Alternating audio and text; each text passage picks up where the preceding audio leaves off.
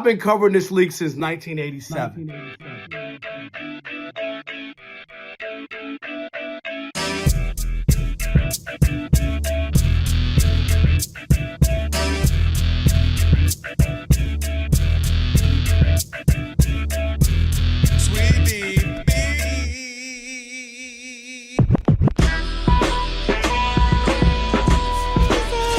Can this sports writer and this sports fan share a radio show without driving each other crazy? Now, live from the Fox Sports Radio studios, here's Fox Sports Radio's Odd Couple, Rob Parker and Kelvin Washington. Password.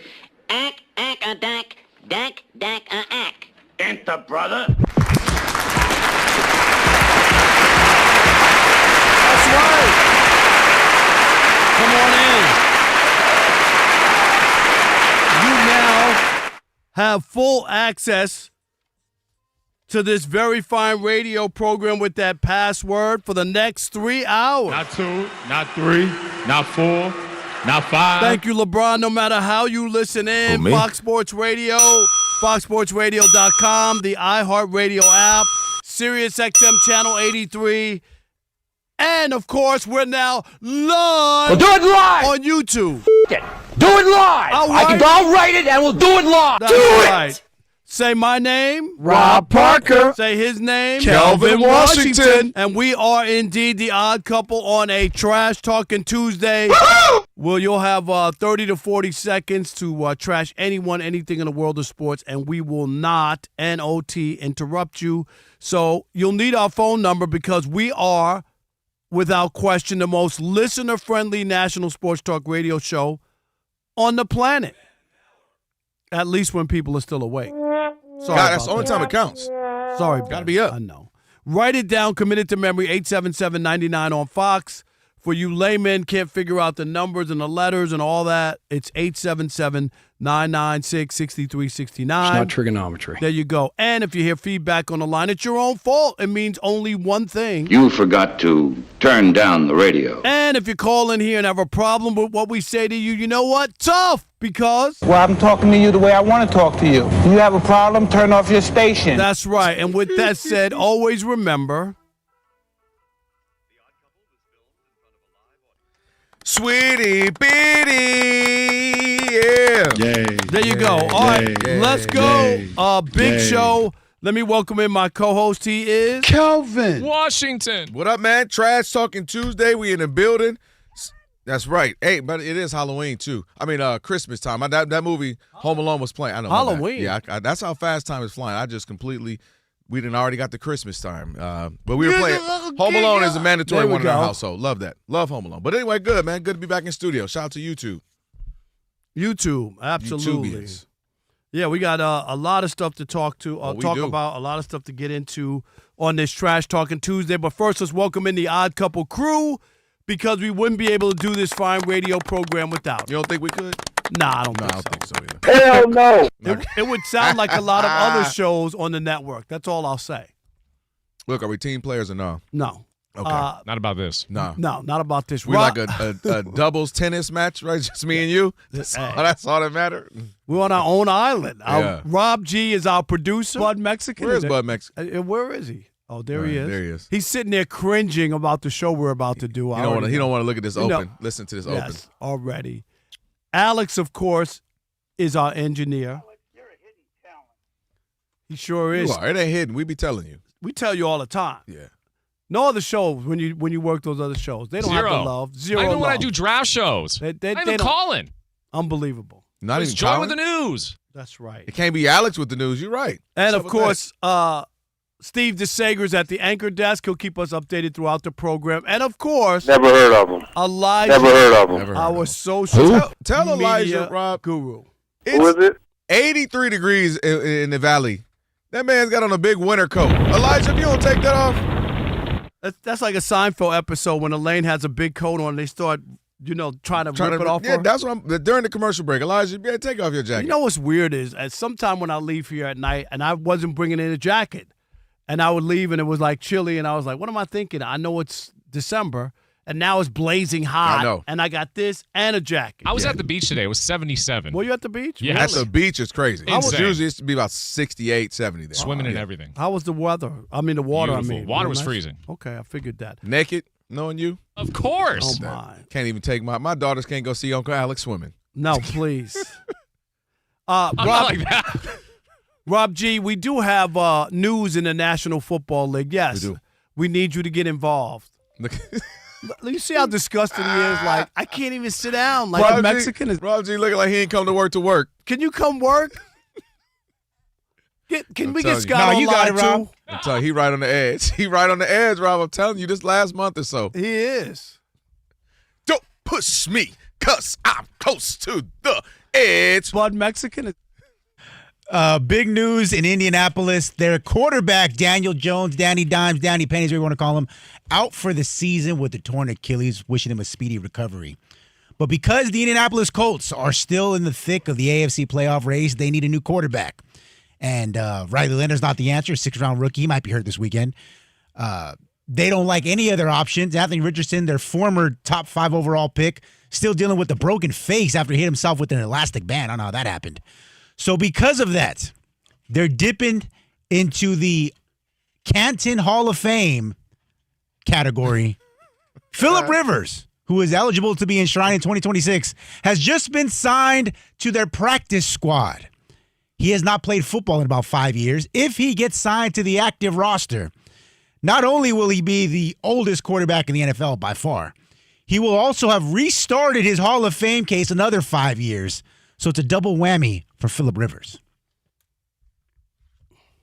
I'm disgusted. Can I tell you that? Why are you disgusted? I'm absolutely disgusted. Today, is this on? It's on. Today is one of those days when I hate the National Football League.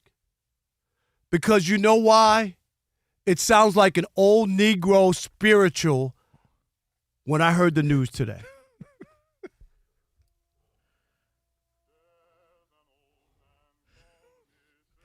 Hold on. Is this Old Man River? This is Old Man River. Old Man River? This is when the NFL is bad. Why? Because they're bringing Old Man River to quarterback. Old Man River. You mean to tell me there's nobody else who could play football and quarterback the Colts? River. This guy hasn't played in 5 years. He's 44 years old. And you know what? This was the same league that 5 years ago, told me that Colin Kaepernick was too old and that Colin Kaepernick couldn't play. He was too rusty. He hadn't played in a while. This is the league that we have. I would have had more respect for the Colts had they said, Colin Kaepernick, put on a helmet, get a uniform. Come on, man, reclaim it. I'm still mad at the NFL players who allowed the owners to do what they did to Colin Kaepernick and take away his career because he cared about people. Mm-hmm. It makes me sick to think that Colin Kaepernick's career was taken from him and NFL players, mostly black, a league that's almost 70% black, turned the other way and allowed that to happen. And you know what this league is famous for? Nepotism, buddyism, cronyism, and here's another example. Let's go get a guy because we feel comfortable with him and we know he hadn't played in 5 years. There's nobody else on the planet who can come and quarterback the Colts and win you 2 games or a game and get you in the playoffs other than Old Man Rivers. Disgusting. No way. If you have any decency, you got to root for the Colts to lose every single game. That's how I feel. I want them to win enough game to keep the Chiefs out of the playoffs and then for them to lose. I knew you wasn't that man. I was like, hold on. I knew there's levels to this madness. He was like, well, hold on. Pump the brakes. ABC, anybody but Chiefs. Old Man Phillip Rivers.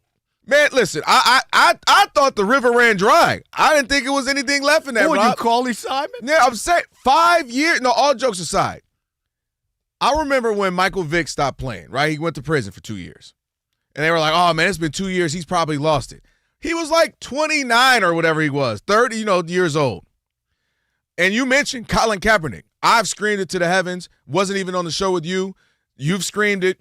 It made no sense for people to act like there were 64 other quarterbacks better than Colin Kaepernick. But he couldn't play, right? I'll give you. Fine. Maybe. Okay, he's not a starter. You're telling me he's not a backup? He's not good anymore. And then you start to run down the Nathan Petermans of the NFL who were in there. Like, stop it. So I'm glad you brought that up. The idea that Colin Kaepernick's 2 years at the time, 3 years at the time away, 4 years, he couldn't play. Because Phillip Rivers, again, has been gone for 5 years. Now, let's get into this a little bit more. This is also an indictment on the NFL quarterbacking. You're telling me there's not somebody else around that they can find? There's not a younger person around they can make it. Hey, we'll give you a 6th-round pick, 7th-round pick for your backup player X. I understand the familiarity. I understand that he's been with the organization. He played well, 11-5 back in 2020. What they win? You know what else did happened in Phillip Rivers 2020? win? Did he win something that I'm missing?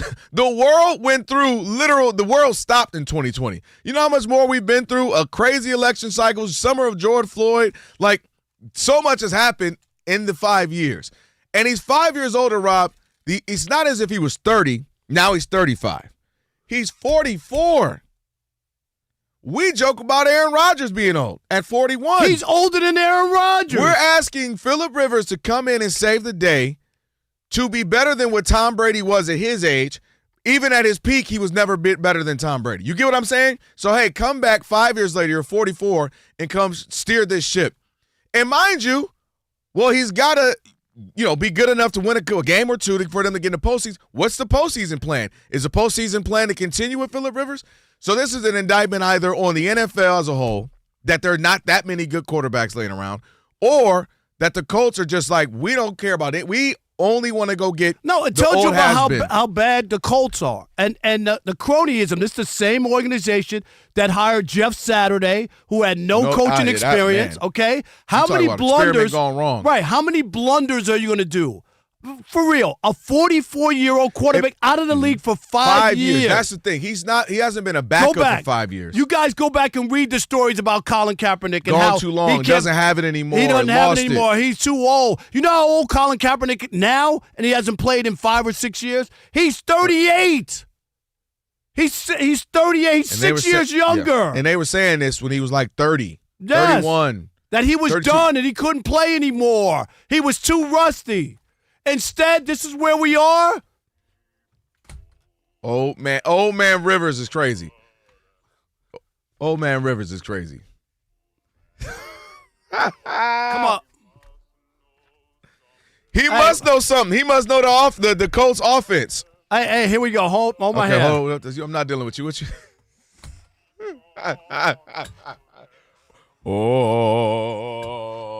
I'm not dealing with you right now. Even though I'm literally dealing with you right now. That's where we are.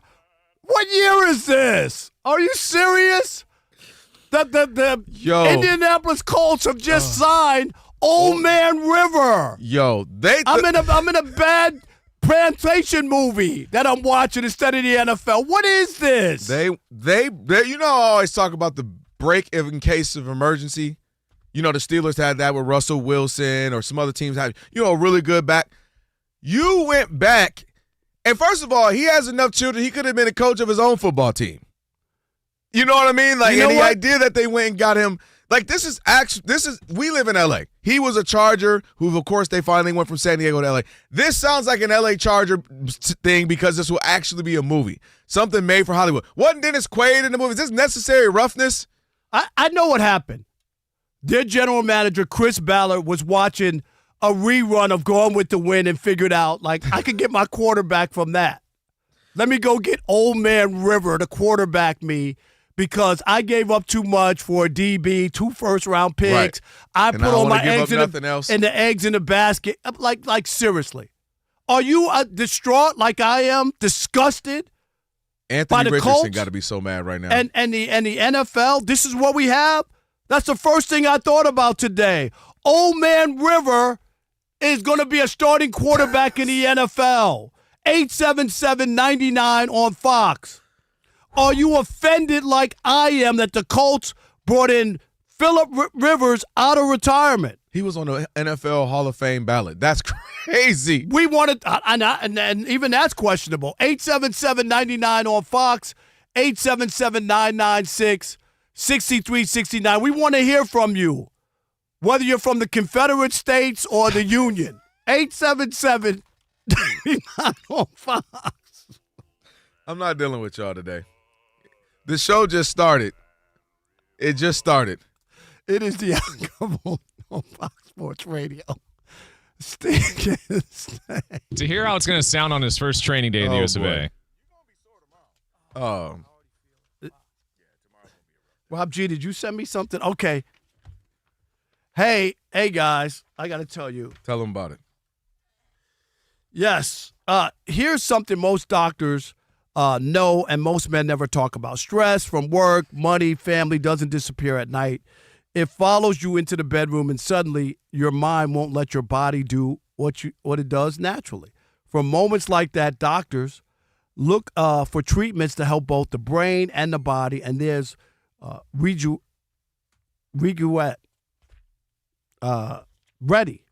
Reduet Ready comes in. Unlike Viagra and Cialis, Reduet Ready is the next generation prescription that helps prime your brain for arousal and increased blood flow. That's right. It uses 3 clinically proven ingredients in 1 mint that dissolves, that's right, under your tongue and works fast. Most men are ready in about 15 minutes on average. Over 150,000 men have already switched. Visit Rugiet.com/FSR to get your 15% off the first order. That's RUGIET.com/FSR.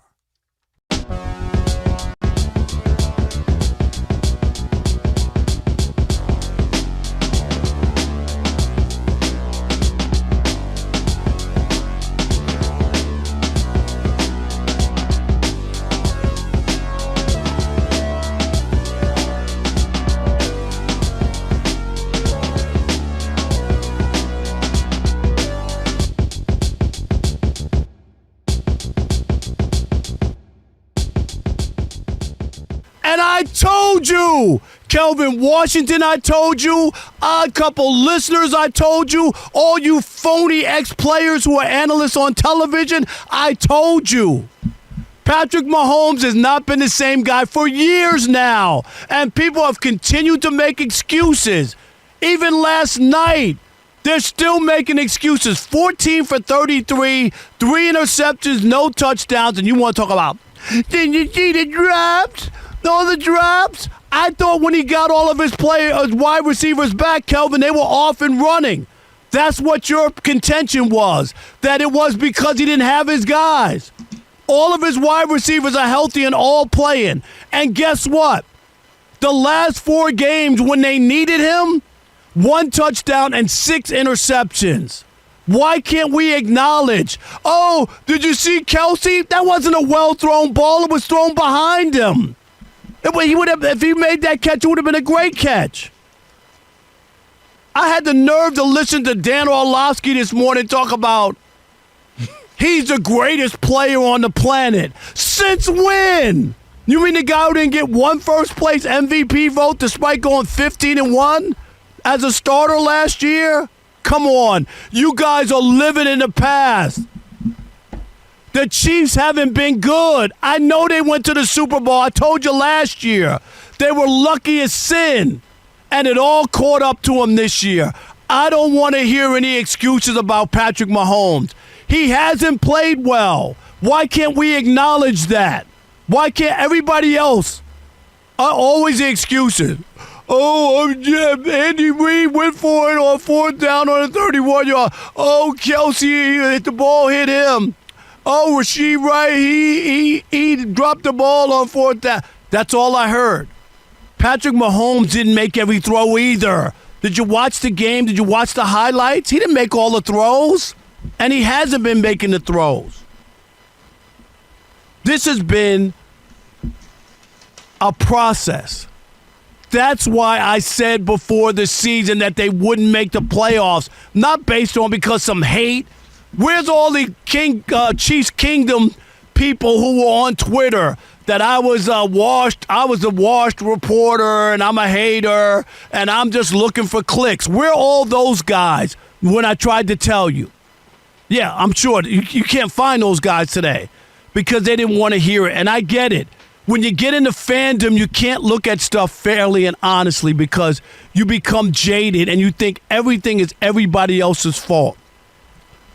The last thing for you, Kelvin, the reason the Chiefs aren't going to the playoffs, are you ready, is Why? Patrick Mahomes.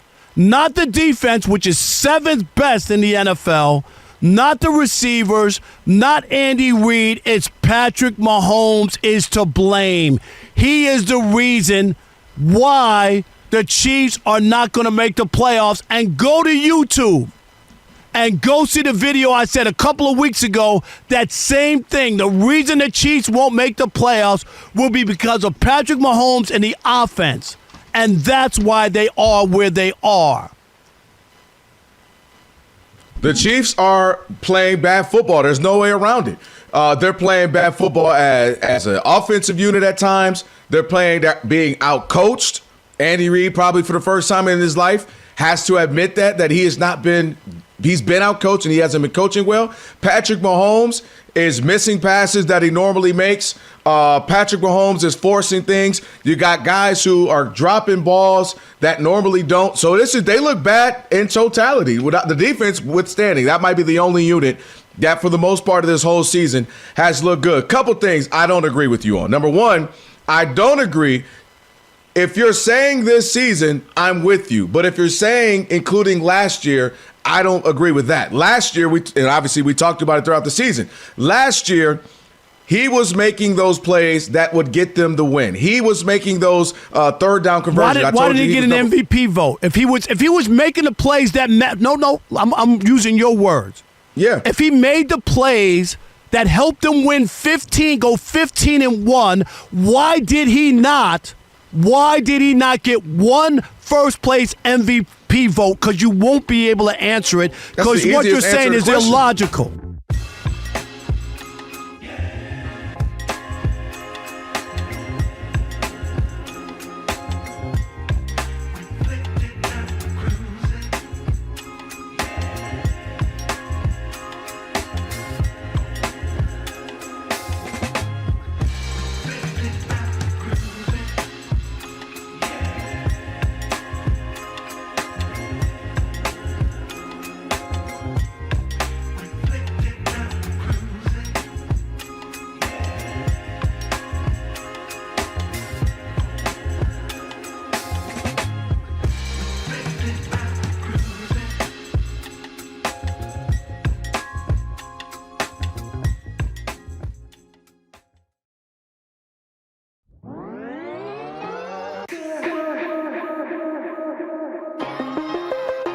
Radio, it is the Odd Couple.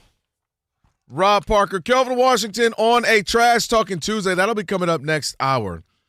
And don't forget to check out the YouTube. Of course, simulcasting on YouTube. All you got to do is search The Odd Couple on Fox Sports Radio. Search Odd Couple FSR. I should say Odd Couple FSR. Like it, share, subscribe, thumbs up, all that good stuff. We're on there live right now. Ephraim Salaam coming up in about 5 or 6 minutes. We'll chop it up with Ephraim in a minute. Right now, 877-99 on Fox. Rob and I talking about old man Phillip Rivers is going to be the starter for the Indianapolis Colts. Desperate move, great move. What do you think? 877-99 on Fox. All right. Who we got? Greg in Seattle. You're on the Odd Couple Fox Sports Radio. What's up, Greg?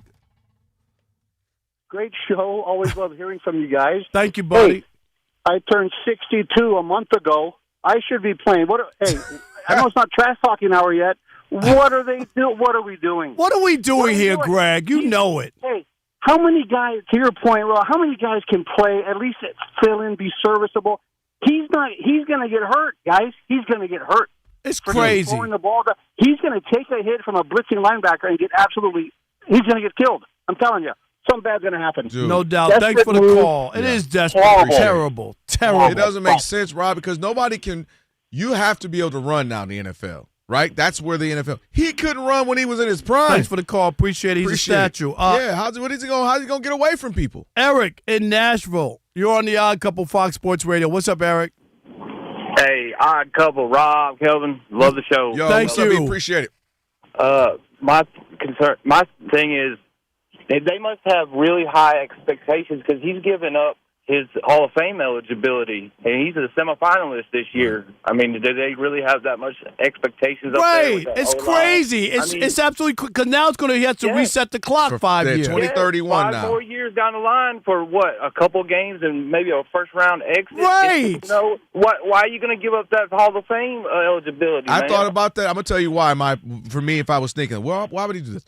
Because if he gets a playoff run, Eric, appreciate it, y'all. He can add that, like, ooh, look, another playoff run. Or he could have a terrible 0-4 and get just demolished. I don't disagree with that. Okay, and then that's the other part. And then people remember your last way out. He looked awful. Yeah. What a bad decision for him to go out there. Like, seriously, that's the other flip side. It's like the Mike Tyson fighting Jake Paul. Right? Like, oh, yeah, Mike Tyson might knock him out, and people think this. Instead, you looked at it and said, oh, my God, what were you doing? He was just Mike in the thong. That's all it is. Andre in Massachusetts, you're on the Odd Couple Fox Sports Radio. I'm fired up, Dre. What's up? How you doing? Thanks for taking the call, Rob. I love the fire, and you make a number of prescient points about people who are looked over, leapfrogged, and how this evidence is the nepotism, the cronyism, and folks really prioritizing their own comfort over actually having the best person in the room. Right. All of those things are well taken. Listen, for me, Thoreau said it. Most men live lives of quiet desperation. There's nothing quiet about this in terms of Indianapolis Colts, in terms of they're not even looking at the available talent pool in terms of the best selection. Now, relative to Phillip Rivers, I do think that we're looking at NFL's a copycat league. They see what happened with Joe Flacco and how that they had some success over there, and they immediately reach for that, and they're trying to make this Joe Flacco 2.0. Will it work?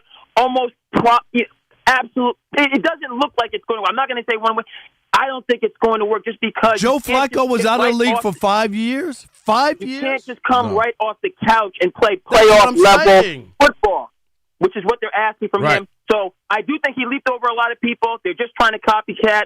Do better, Indianapolis Colts. Good luck to you. Thanks for taking the call. We were talking about Tom Brady should call it quits. He's the same age, or if not older than when Tom Brady was playing. I appreciate the calls. We got Ephraim Salaam on the other side of Trent, and Steve DeSager now is going to get you updated. Hey, Steve. Hello there. Let's start with the baseball news. Shohei Ohtani was voted AP's Male Athlete of the Year for a record-tying fourth time. He's won it 4 of the last 5 years. The Female Athlete of the Year will be announced on Wednesday. Asia Wilson won Time Magazine's award today. The Phillies will re-sign Kyle Schwarber to a 5-year contract. He finished second in MVP voting this season. Schwarber will be on Team USA in March at the World Baseball Classic, along with Dodger catcher Will Smith, Seattle catcher Cal Raleigh, and captain Aaron Judge. Philadelphia gave manager Rob Thompson a 1-year extension for 2027. His Phillies have made the playoffs 4 straight seasons. The Dodgers are signing closer Edwin Diaz from the Mets to a 3-year deal. His ERA last season was 1.63, while the Dodger staff blew 27 saves last year. The Mets' new closer is Devin Williams. Mets slugger Pete Alonso is a free agent. The White Sox won MLB's draft lottery, so they'll select first next summer. The team went 60-102 this past season. The Rays will draft second, and the Twins will select third in round 1. The Colts signing quarterback Phillip Rivers, who hasn't played in 5 years. Indy has 3 injured quarterbacks. Falcons wide receiver Drake London missed practice again with a sprained knee. Atlanta plays Thursday at Tampa Bay. The Steelers say wide receiver DK Metcalf should play Monday despite stomach pain. He was hospitalized after a hit last Sunday. Atlanta Hawks guard Trae Young is optimistic he can return this month. He's been out since late October with a sprained MCL. Just 2 NBA games tonight. They're part of the NBA Cup quarterfinals. 1-seed Orlando down a point at halftime. Miami 57-56 leaders at Orlando. And coming up in about an hour, Toronto hosts New York. The Western Conference quarterfinals are Wednesday. And in college basketball, a doubleheader at Madison Square Garden tonight. Halftime, Clemson leads number 10 BYU 43-22. Later, it's number 5 UConn against 18th-ranked Florida. And on FS1, halftime at number 2 Michigan, Wolverines 53-23 over Villanova. Back to you. Man, they look strong this year for sure. All right, Steve, thank you so much. Our couple Rob and Kelvin on a Trash Talking Tuesday. And every goal starts with an assist on and off the field, and that is why Haleon and U.S. Soccer are launching For the Assist, a celebration of everyday acts of support that help people achieve their goals with iconic brands like Sensodyne, Tums, Voltaren, Advil, and Centrum. And to learn more, go to HaleonAssist.com. Join now, Ephraim Salaam, former NFL offensive lineman, Fox Sports Radio Weekends, Ephraim Salaam on X. What up, E? What's happening, brothers? How y'all doing? You got any eligibility left? You want to go back and play? Yes. Phillip Rivers coming back. No. You want to go back? No. No, I'm not going back nowhere. I'm going back to sleep. That's about it. Ephraim, I said Phillip Rivers coming back reminds me of the song Old Man Rivers. That's right. Like, unbelievable that there's no other quarterback. Guy hasn't played in 5 years. They told Colin Kaepernick that he couldn't play when he was 31, that he was out of the game too long and too old, and now they're bringing back a guy 44 years old. I mean, is there nobody else, Ephraim, who can play quarterback in the National Football League? Yeah, there is. I don't know what this is. I think it's elder abuse. I think I think somebody needs to call someone and look in on this.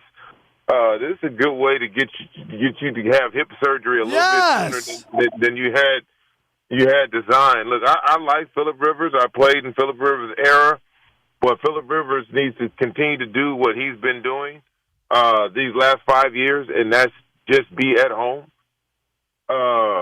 This is a dangerous game. Guys are bigger, faster, and stronger.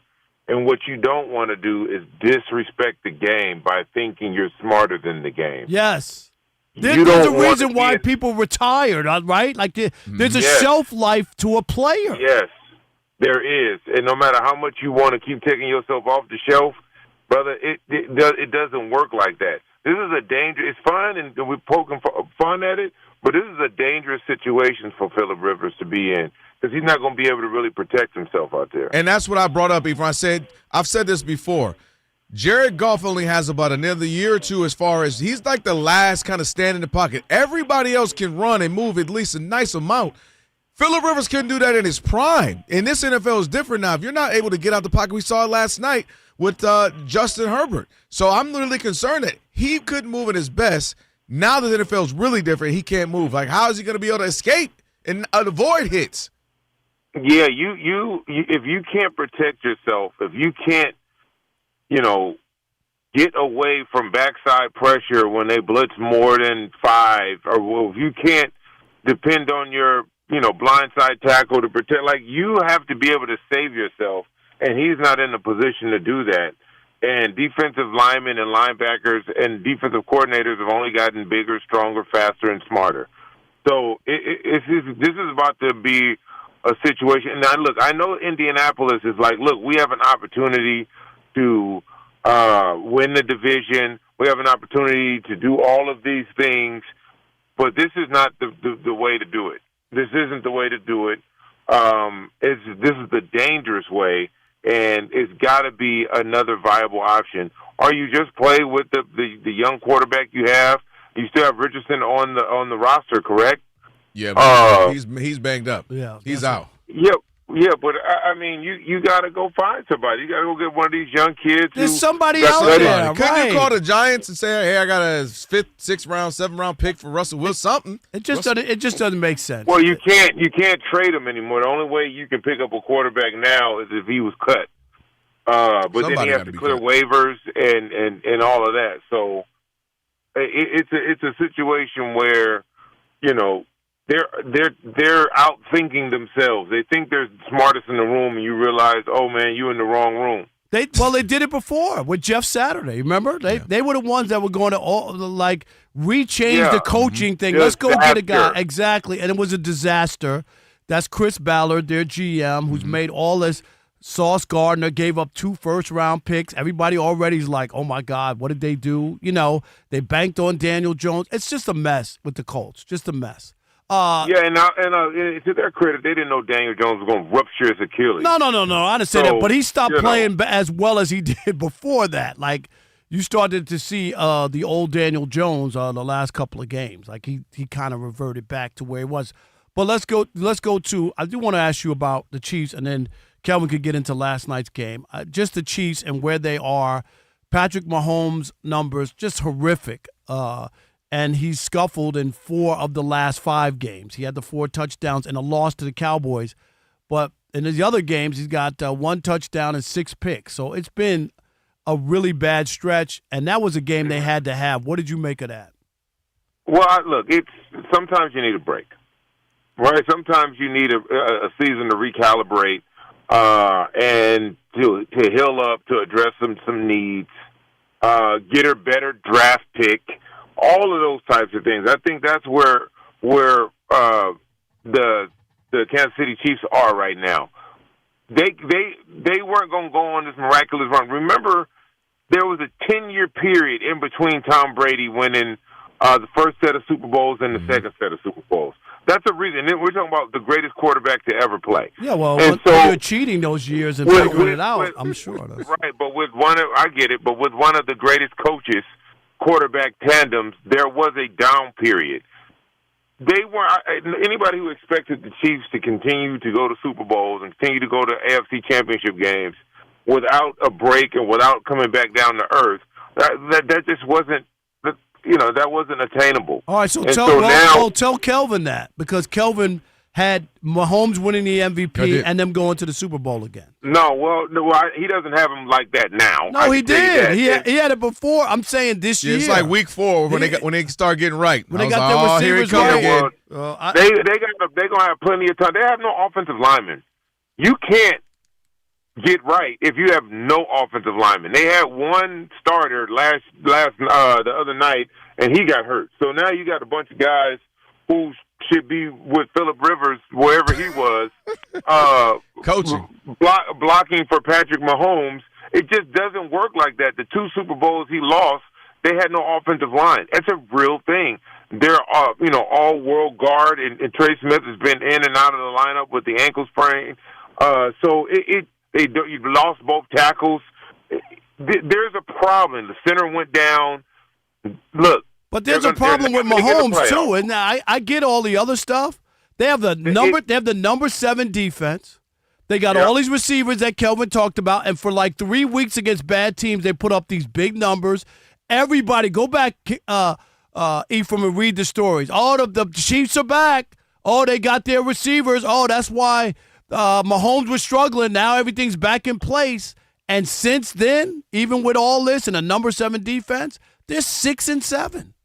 No offensive line, 6-7. No, come on, Ephraim, no.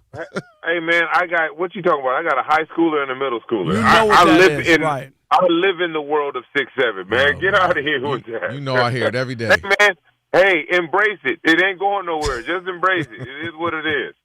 No, I ain't embracing that. Ephraim Salaam, our guest, all with the Odd Couple on a Trash Talking Tuesday. And speaking of trash, man, the Eagles, what the heck is going on? They've lost 3 straight. The offense can't score. They were averaging around 15 points, and then they get 19 last night. What the heck? If I brought you in, General Manager Salaam, what are you doing? Well, what I would have done was I would have got rid of A.J. Brown at the trade deadline, or I would have drafted him. I would have got rid of him before the draft, so I can maximize that draft capital. And then I would have replaced him with a young receiver in the draft and possibly another edge rusher just to bolster those offensive side of the ball and the defensive side of the ball. Since you didn't do any of that, and you still didn't do it at the trade deadline when you could have got some other draft assets, then you're stuck with it. You are what you are. You got a disgruntled receiver who feels like no matter if you're winning, that he still needs his. So what you do is you force feed him. And what happens when you force feed him? You lose games. You look at his numbers. His best games, I don't know if they've won those games. And that's a problem. And you have a quarterback who's not used to trying to force feed somebody or used to trying to throw the ball down the field because you essentially are a running team. That's where you had your ultimate success. They don't run the ball anymore. If anyone in that franchise and in that locker room should be upset, it should be Saquon Barkley.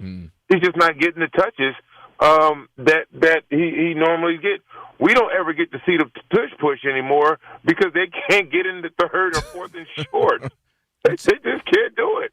So now your best play is null and void because you can't even get in position to run the play.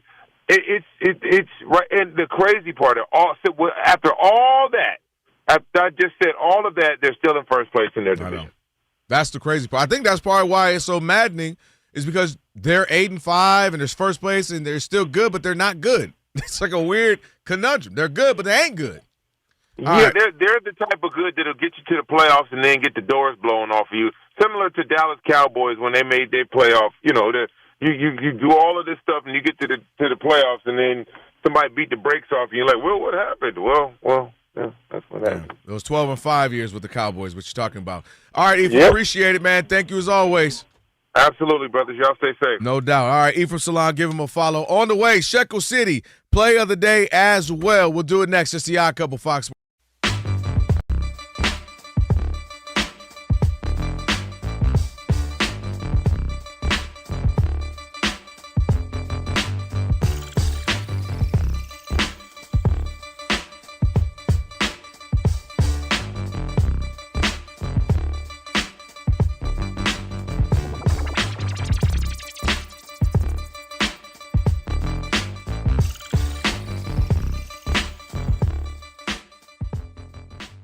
Dub, how much pressure is on Josh Allen right now heading into the postseason? Josh Allen escapes a lot of pressure to me, Rob. Maybe you feel me on this word because he just a lot of the conversation has been about Patrick Mahomes. A lot of conversation goes to, of course, Lamar Jackson with his failures in the postseason. Maybe some is about Matthew Stafford the last handful of years. Now, of course, Jalen Hurts lose a Super Bowl, win a Super Bowl, and I feel like Josh Allen only kind of gets a lot of the praise for the most part. He's fantastic. He's spectacular, and he deserves the praise. But to me, the pressure now, because of all the way things just shook out, as Rob G mentioned, it now falls on his shoulders, right? The pressure, it usually Patrick Mahomes because he's the face of the league, so on and so forth. Or Lamar Jackson, you're so talented, but when will it result in, Super Bowl appearance? All of that to me is on Josh Allen now. You're the reigning Super Bowl MVP. You've got your same coach. You got your same system. MVP. You got your you got your same coach, you got your same system, same guys. So it's not like you're in some unfamiliar situation. You are in that same system, same place, same everything. To me, it falls on him because, Rob, there are some other teams that are really good, even in his own division. The Patriots, 11-2. Drake May, an MVP candidate. Looks like, some people 1 or 2, depending on where you put him and Matthew Stafford. You got other guys. We mentioned C.J. Stroud. Is this the real Trevor Lawrence that we're seeing? You got Bo Nix, so forth. You got Justin Herbert, who's playing right now. There are young guys that are coming. That's just in the AFC. Obviously, you got some of the NFC as well, or some of the old brigade as well. He has the most experience. This is his chance to follow up that MVP season and then go and get a Super Bowl MVP, get his team there. So to me, this has how it's all shook out. It's on him because there's no better window than now. Joe Burrow just showed you yesterday. A healthy Joe Burrow the last couple of weeks reminded you, this is what I do. If I'm healthy, I'm up and running, I'm spectacular. Patrick Mahomes might come right back next year. We'll have to wait and see what they do over the offseason. Lamar Jackson should be right back to where he is last season as well. So you got these guys who are coming back, let alone the mix of the young guys in your own conference, not even bringing in the NFC. So this is the perfect opportunity for him being the elder statesman, aside from, of course, Aaron Rodgers, to go in there. You've got the experiences. You have an opportunity to finally get that ring because it's going to be so hard moving forward. And it's always hard to win a Super Bowl. We know that. So to me, the onus, the pressure, the eyeballs should be on him, as in it's yours. And we had a conversation in the NBA. It's not apples to apples, but similar how I felt the last few seasons for Antetokounmpo, Giannis, when it's like, dude, you're the best player in the conference. Conference is wide open. It's not just like a million teams you got to deal with. You should be able to get to the finals. That's how I feel with Josh Allen. You should be able to get to the Super Bowl and hopefully win one for you in the city and the team finally, because the pathway is there for the best player in probably football, let alone, left in the playoff hunt. Yeah, I disagree. I think that they still have you talked about it before, that he has to do so much in order for that team to win. That talks about the deficiencies that team has. Top 15 in scoring, so they're not like a juggernaut offensively. I'll give you the defense, top 10. No real receivers to talk about. Really going to be, okay, so you got Cook. Let's focus in on him and Josh Allen, make sure they don't run wild and stop the passing game because there's nobody to really have to defend on. So I think that's where him having to be Superman makes it even tougher when you make those kind of Super Bowl runs or try to get there, because it is all about him. So I think that's a hard way to win when it just has to be you, and you have to get to beat the Bengals. You gotta rush for 40 yards, 40-yard touchdown run, and you gotta get 4 touchdowns in the game to win like that. Where's the help? I just think when you make a run, and you got to win that many games, and you have to be the focal point to all of them in order to win. You could do that in basketball probably, and even the great basketball players have a second guy. Michael needed Scotty. You gotta have somebody else. Kobe and Shaq, you need somebody else. And I don't know, is Cook it or not? Top 10 in defense helps. I'll give you that. Anytime you have a chance to win, teams that have top 10 defenses, we talk about Tom Brady all the time. You can talk about Tom Brady and he's the GOAT and all that. Go show me when he didn't have a top 5 defense when he won the Super Bowl. And a great special teams, too. Okay, right? And a Hall of Fame kicker when Adam Vinatieri gets in. If Adam Vinatieri misses 2 of those kicks, nobody's even talking about Tom Brady. I mean, that is how important Adam Vinatieri was to Tom Brady's legacy. Without a doubt.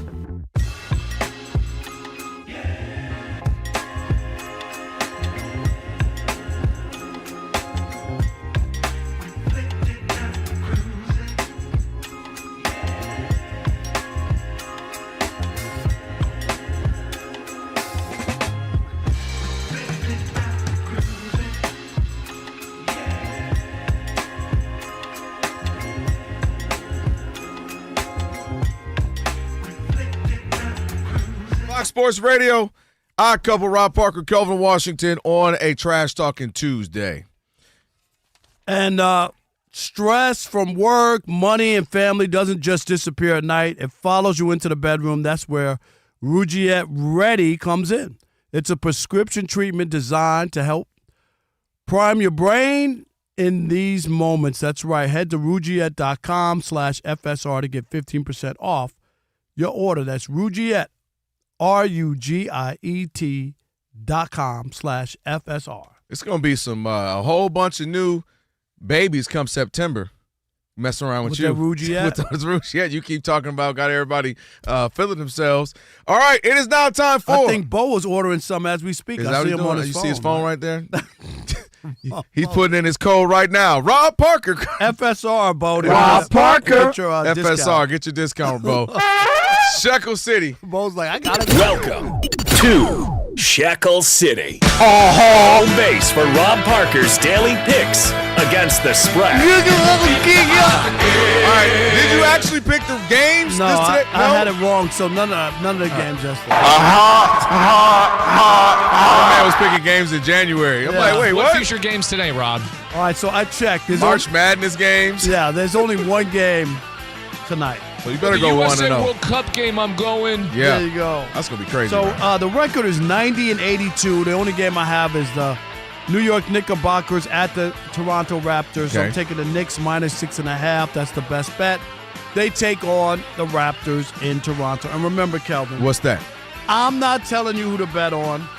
I'm telling you who I bet on. All right, there you have it. One game, so you better go 1-0. Did I do that? Did I Wait, do now, that? Alex, if he wins, he gets 1-0. Does he get the music? Yes. Absolutely. I'm undefeated. All right. That's undefeated for the I'm week. just making sure. All right. And then after that, we get Old Man River. You know what I'm saying? Ooh. And eventually last week or yesterday's, we'll have a 3-0 for that, too, in like a year from now. Yeah, exactly. Yeah. Remember when I said 3 years back about these games? That's right. Did you have Phillip Rivers in your game? Who saw that coming? God. Who put that $1,000 on that the Colts would win the Super Bowl with Phillip Rivers? It is now time for your Tire Rack Play of the Day. 5 on the play clock. Shotgun snap. Herbert to throw to Hampton. Hampton into the end zone. Touchdown, Chargers. Amarian Hampton's first receiving touchdown of his career, and there wasn't an eagle in sight. Go Chargers! Don't you ever take that. I was just about to do that. Go Chargers! Go Chargers! That is obviously Chargers radio right there for your Tire Rack Play of the Day. Tire Rack has been for over 40 years. Been helping customers find the right tires for how, for what, and where they drive, ship fast and free, backed by Free Road Hazard Protection with convenient installation options like mobile tire installation. TireRack.com. It is the way tire buying should be. That was a bad game at times, a defensive game for both teams last night, that Monday night football game. But, man, I tell you what, Justin Herbert just had that left hand surgery, got his hand cut open, had the cast almost playing out there. The Eagles defense, 7 sacks, chasing him all game. Dude, that was an impressive game for him considering, Rob, he was running for his life at every go. And he just had to realize at a certain point, passing wasn't going to be an option for the most part. He had to take off and run. Showed him a few times, landing on that hand. They kept bandaging his arm up and everything. But that was an ugly – sometimes we talk about it. You got to win ugly sometimes. You got to find a way to win. And they were able to do that. And now here they are. What are they? 9-4, but the kind of a team we don't really talk about right now. You know, there's some other teams we're discussing. They're not that impressive. I don't disagree with that. You know, and I'm not saying that they're bad, or I'm just like they win. Even last night, that's what I said. It was ugly. If the Eagles take away one turnover, seriously, they get beat. Like even with all that. But it was just 5 turnovers. They have more turnovers than a bakery. We talk about it all the time. Seriously, one turnover, one play downfield by a certain guy's name, and all of a sudden it's a different game. You know what I mean? You don't lose that. There were 7 turnovers in that game for only 9 points off turnovers. That is a little over 1 point per turn. That is terrible. Like usually, you get some touchdowns out of that. You get a couple, a few field goals. You get this, you get that. 7 turnovers between the two teams, and all they came up with was 9 points. Yeah, that was terrible. And the passing for the Chargers, man, they got to figure something out if they want to go as far as they think they can go. Because, again, and also blocking. Justin Herbert, my gosh. I mean, again, 7 sacks. They almost got about 17 sacks, they being the Eagles on him. He was literally scrambled. There was a certain point, Rob, he would literally go, hike, and I'm running. Because I know if I drop back and try to find somebody open, I'm going to get laid out. So but they were able to pull that one out. It's like my game plan for Phillip Rivers. Jailbreak. I'd just send people at him. You know what I mean? Yeah. I'm not even. I would just attack him. All jokes aside, and seriously, I just got upset. You were watching it too. We were on the phone with Ephraim. You saw it, but you didn't. We couldn't bring it up. J.J. Watt, did you see his tweet? It was like Phillip Rivers has been coaching the same offense that he ran with the Colts with his high school son's team, and then every week he checks in with Steichen. Literally, and what does that mean? You're 44 years old and haven't played in 5 years. You haven't taken those live bullets from a football team. Man. These guys. But this is Michael Parsons ain't been chasing you down. This is the NFL. That man said this is the NFL. This is the same league where a guy who played golf in college became an NFL head coach because his dad was in the NFL pipeline or whatever, front office people.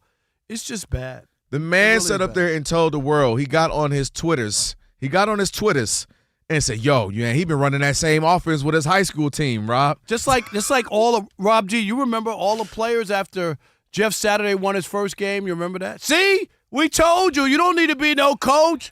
You don't have to be. You're a player. You be a leader of men. LeVar Arrington was sick over that because he wanted to get a job coaching. LeVar, he catches a good straight. Every Tuesday he catches a straight. He does. We are Fox Sports.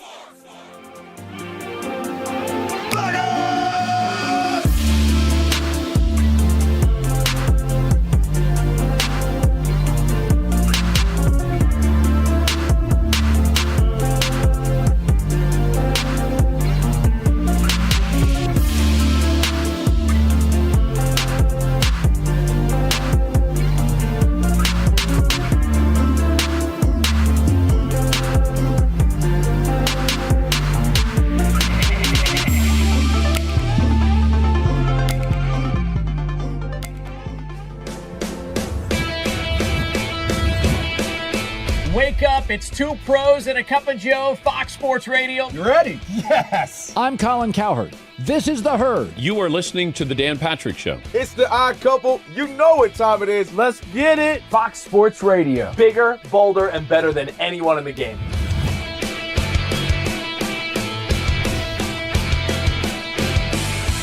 Fox Sports Radio is the #1 sports audio network. Diverse, fun, entertaining, and driven by the big sports topics of the day. They had to bolster the offensive line, which they did. You finally said something right. Congratulations. That game was incredible. You are wrong. You could take that trash somewhere else. Wham!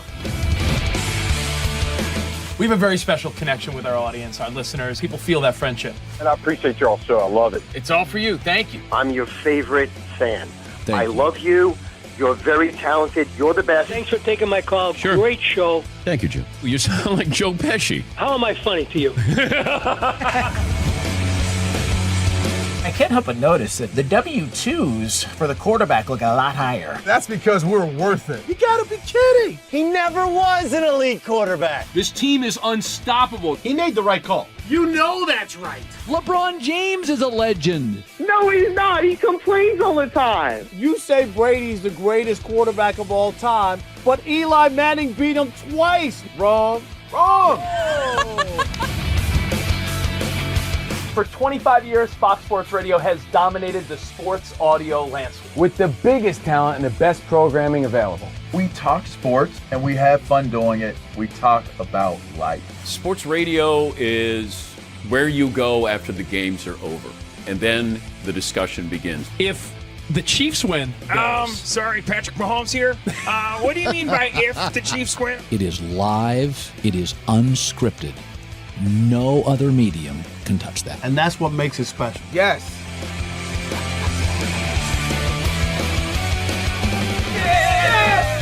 Who wants some? Bigger, Bolder. better. We are Fox Sports Radio. Yeah.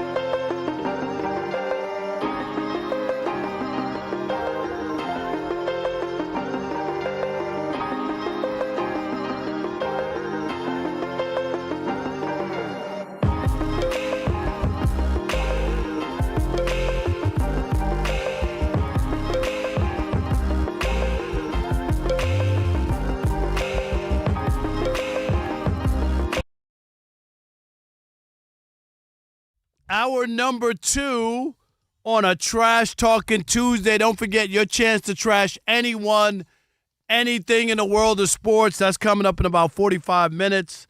And be sure to check out our brand new YouTube channel. And you can watch us live on YouTube. That's right. We'll do it live. We'll simulcast right now on YouTube with the video of 2 of us. Just search Odd Couple FSR. 2 of us. On YouTube. Again, that's Odd Couple FSR. And be sure to hit that subscribe button. And don't stop there. Hit the thumbs up icon and comment away. That's right. Let us know how we're doing. Check it out on YouTube and watch us live. Just search Odd Couple FSR. Don't forget, coming up, got a little trash talking in about 40 minutes or so. Your chance to trash anyone, anything in the world of sports. You want to trash Kelvin, go right ahead. Rob G. Never Alex, never me, and never Elijah. I'm just saying. Yeah, nobody tries. Elijah might be the only person that's foolproof. Never heard of him. Is he untrashable? Never heard of him. Well, I mean, he doesn't like K-pop demon dragon slayers or whatever it's called. You know, it's funny you say that because I remember many moons ago on my old radio show in Detroit, we did a topic like that. Who was unrippable in Detroit? And at that time it was like I think Alan Trammell came up. He was I think he was still playing at the end of his career. But I'm just saying, as a player, an athlete, who's unrippable? Because it's not like Patrick Mahomes would have been unrippable 3 years ago. Yeah, I agree. Right? 3 years ago. Rob G, any athlete who's unrippable? Josh Allen? I feel like now? Yeah. Does anybody hate Josh? Like, you might not. The closest is probably Steph. He's unrippable? No, but he's like the closest now. Yeah, superstar. Because obviously you could name. Yeah, No, I'm talking about superstar. Nobody's ripping Austin Reeves. Because they don't know enough about him. He's not quite there yet. But you could rip Steph for not making a big shot in clutch moments, wearing those nurse's shoes. For the size of how massive of a star he is, he's probably the closest to get what you're saying. Yeah. He's still rippable, but for how he's probably top 5 superstar in all of sports. That's an interesting It's a thing, good though, one, right? Yeah. Who's Giannis 2 years ago was like that. Like, who didn't like Giannis? Like, yeah, he was up there, especially after that championship. You couldn't say anything how can about you not Giannis. like Giannis? Then it's like you can't get out of the first round since then. Well, but now you'd have to look at the work visa and see what the paperwork is. So you could rip him now. Maybe Jalen Brunson. It's just different now. Star, not superstar. Yeah, but like nobody really, even that he can't win in the playoffs, they don't. Why y'all ignore my Josh Allen one? Well, because he gets the well, he doesn't get negative. It's just like he's never. He's got to win, but I don't think people hate him. Like nobody. No, not the way they rip Lamar Jackson. Yeah, they don't rip Josh Allen. They rip Lamar. Lamar is a lightning rod. Aaron Rodgers now, just because he's been long enough that he's that. Russell with Aaron Rodgers with the vaccination and all that. Yeah. So that's where that flipped. He was going to be the host of Jeopardy. He went from that to Public Enemy number 1. Who else? I'm trying to think superstars. You know what I mean? Not just a star. Right. Is there any more quarterbacks? You got to go to other sports. You have to go to Messi. Messi, no. He's probably the one. Yeah, nobody really dislikes Messi. They dislike Ronaldo because like they think he's arrogant and pretty. And Whoa, and then they saw Messi's a statue. my size, and they're like, oh no, he's great. Is he your size? Nah, Yeah. you might I might have him like an inch and a half. Yeah. He's that little? He's tiny. Yeah. Not that you're that tiny, Rob. No, I'm sorry. I put a little extra sauce. It made me feel good to hear you say that. Yeah, you got him back. I'll take him on the low block and go to work on him. Is that a chair you're sitting in or a high chair? I'm just trying. My feet are swinging right now. Yeah. The problem too, Rob G, is you're starting to lose too much weight. Now you're starting to look your head getting big. How much weight have you lost? Down like 30. Really? Yeah. See, now you're looking still eating super like little. a pig. No, I can't eat that much. He doesn't eat, but I'm not. I'll eat whatever I want. I just can't eat. I ain't seen him walking here with a vegetable yet. No. Mix in a salad once in a while, Rob G. Why? Yeah, Rob. I mean, that don't help your All cholesterol. right, and everything, I might go. Don't do it. No. I mean, you could do it. They probably wouldn't let me do it. Rob G, you could pay cash for it if you wanted to, But you had to go on a Rob. scale and be obese in order to get the shot. He put a little extra sauce in that, Rob. I did, yeah. He put a little extra sauce, a little extra chip on that dip. You had to be obese. Dang, Rob G, you really let yourself go. You got to be thicker than a bowl of oatmeal to get on there, Rob. I'm just saying. No, all you got to do is, Rob, all you got to do is go in there and be like, oh, I'm concerned. Look, I'm a little overweight. And you know, you ain't what you was. Diabetes running in my family. Blah, blah, blah. Yeah. You know, you post press box. You ain't the press box felt right now. No. But I got to get ready for Atlanta. What you trying to say, Right, Kelvin? so you're going to start after Super Bowl. What you talking about? What you trying to say, Kelvin? Exactly. No, I know. Listen, No, I well, can't talk right he now. sees the food that I mean because I just had fried chicken legs. Yeah. And You threw in the towel till February. So after whatever the Monday is after Super Bowl, February, whatever it is, the towel has been tossed in. You already know, but that's how I operate. Rob G forever. No, 6 months. And 6 month Rob, intervals. you know what you could do is because I already know your tricks. Just pay for the medication out of pocket and use it as a tax write-off because you got to look good for social media. No, you really could. By I the way. do. 100%. That's a good point. So I could pay and then, but I got to stick myself every night. Yep. No, once a week. Once a week. Once a like, week. pow, just jab yourself one time. Alex, I'm sorry. I wouldn't do it. Yeah. That's No. sketchy. But I'll do what I've been doing because Oh, it yeah. works. It For just sure. works for me. If And you then I did what go, you do Mine and works you did faster. Oh, I know. Well, between both, I would lose 100 pounds. Rob would turn sideways and we lose him. We lose them. Your pants already be falling off every day. I had to deal with your pants falling off all summer. It was That ridiculous. was not that was not on my to-do list on my bingo card. Well, my pants would fall off. Literally, he would get up. I'm like, yo, let's go grab a drink or get some water. He'd be like, yeah, let's go. And people would be like, oh, you sagging. I'm not trying to sag. I'm 61 years old. Who's sagging? All right. Alex, I can't stay. Hey, before we get to the next You off topic, the Christmas list. the odd mob is in full effect right now. What they talking about? Everybody's upset about what's going on with Phillip Rivers. Let me read a couple of highlights for you. Yes, there we go. Before we get to this next topic.